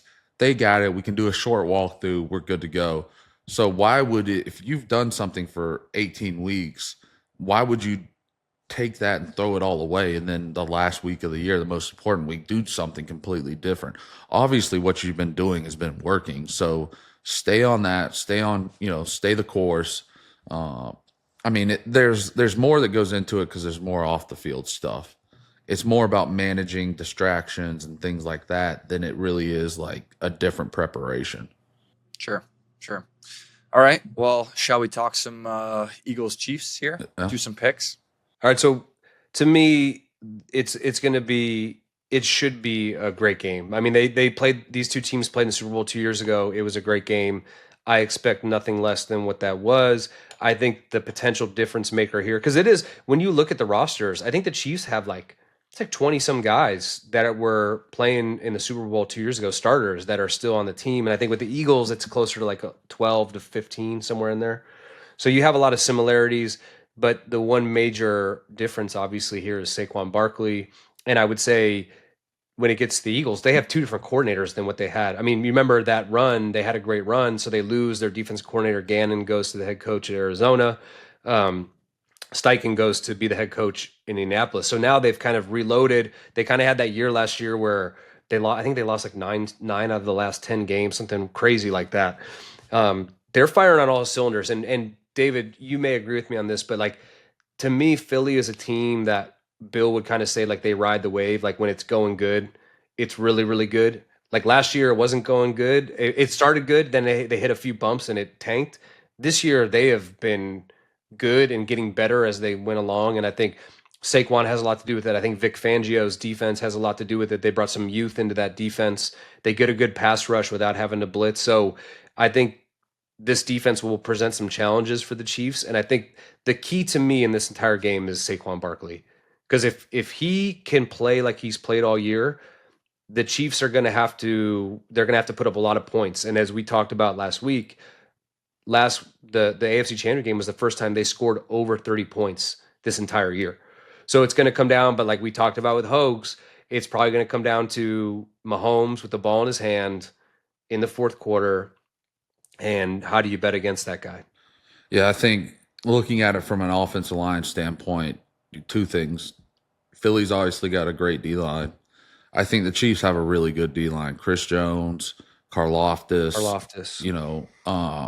and they got some other role players that all feed off of each other. So, when you're looking at it as an offensive lineman, you're like, how do I eliminate guys? And how do I, what can we do to try to eliminate these guys? And it's hard to do that. We've done it before with, playing good D linemen. There's two ways you can do it. You can run the football, right? Because that's going to allow you to beat up on them, be physical with them. A lot of D linemen don't want to sit there and play the run, defend the run all the time. They want to rush the passer. That's what they want to do. So that's one way. And I look at the Eagles and say that's what they're going to try to do, right? Run the ball, control it that way. Now the Chiefs, they can do it a little differently. They can run the ball, but they're really good. Mahomes, Kelsey, Andy Reid. I mean, he gets the ball out of his hands fast, gets it in these playmakers' hands in different creative ways, which also is a way to neutralize a rush. And Tom was able to do that a lot of times too. Like, look, throw it a 5-yard to Kelsey, it turns into 9. Like, that's just as effective as a run. Like, they'll get frustrated in that rush. So I think each team has an advantage of doing that in different ways, which is good, which makes it an interesting game because there's two different philosophies on how they want to do it.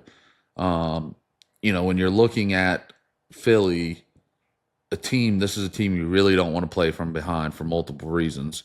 You say that a lot of times against, a team that has a running emphasis because now you play from behind. They can control the clock, run the football, and offensively, you look at Philly, it's not just Saquon. You got two great players on the outside, a good tight end, and Jalen who can run the football. So, as a team, you don't want to be down 10 points to because they can just sit there and methodically play the game. But on the other side of that, too, that's a defense you don't want to be behind the sticks on because like Brian said, that they can create a lot of havoc with 4 rushers, and that's really hard to do. And so when you're able to rush 4 and create problems, now you got 7 in the back end covering.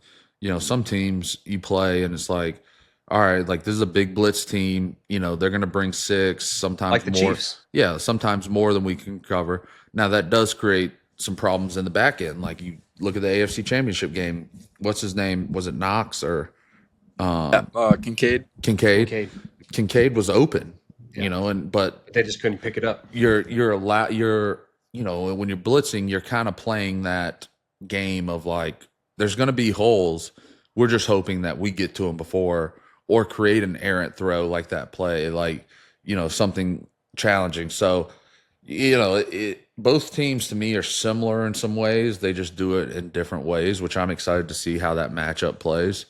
Like I said, you know, I always pull for Joe Thuney and what he's done in his career, you know, and you just, it's hard to count out the Chiefs and Mahomes and Reed. I mean, that experience, that, you know, and I've been on those teams before, like, it's hard to count them out because that, you know, like we said, it does come down to execution, but that experience does mean something somewhere, you know, and I don't know. I'm just very interested to see because, like I said, in my long-winded tale here, I think these are two different teams that try to do things very similar, but in different ways. So I'm interested to see kind of what style, you know, prevails.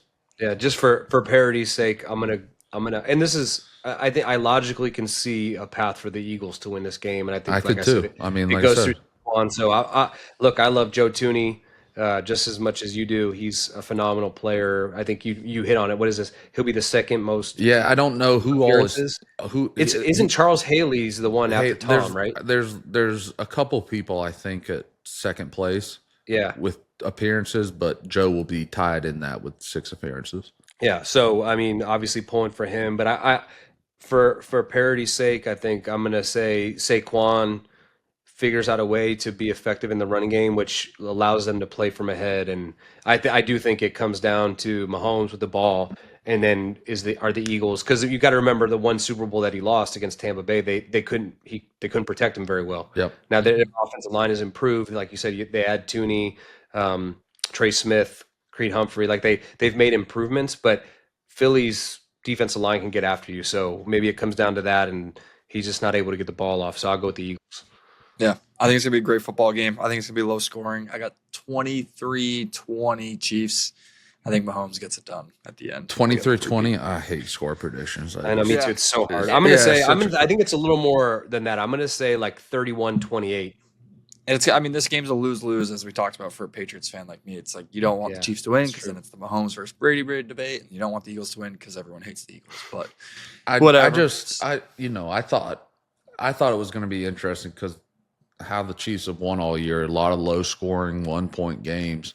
You know, I didn't know if they would be able to keep up with the Bills, and you know, they were putting up a lot of points a game, and you know, I think that's a mark of a great team, is just finding ways to win, and they did it. And you know, and we've been part of those teams too, Brian. You know, it's like for sure we'll play games one way, and then you just see them adapt week to week. So I don't know. I'm just so interested to see. Like I said, I think there's a lot of similarities in the football teams. They just do it different ways. So I'm just interested to see what happens. And I'm just glad that there's one more football game. Yeah. So we don't have to sit there and not watch anything on Sunday. One last game. Well, that's a wrap. Episode 25. Crazy. We've done 25 of these. Everyone enjoy your Super Bowl parties, Super Bowl Sunday. 2 great interviews today, but that's it. We'll have a season end episode after the Super Bowl. We'll recap the game, talk about the season, and then what's ahead.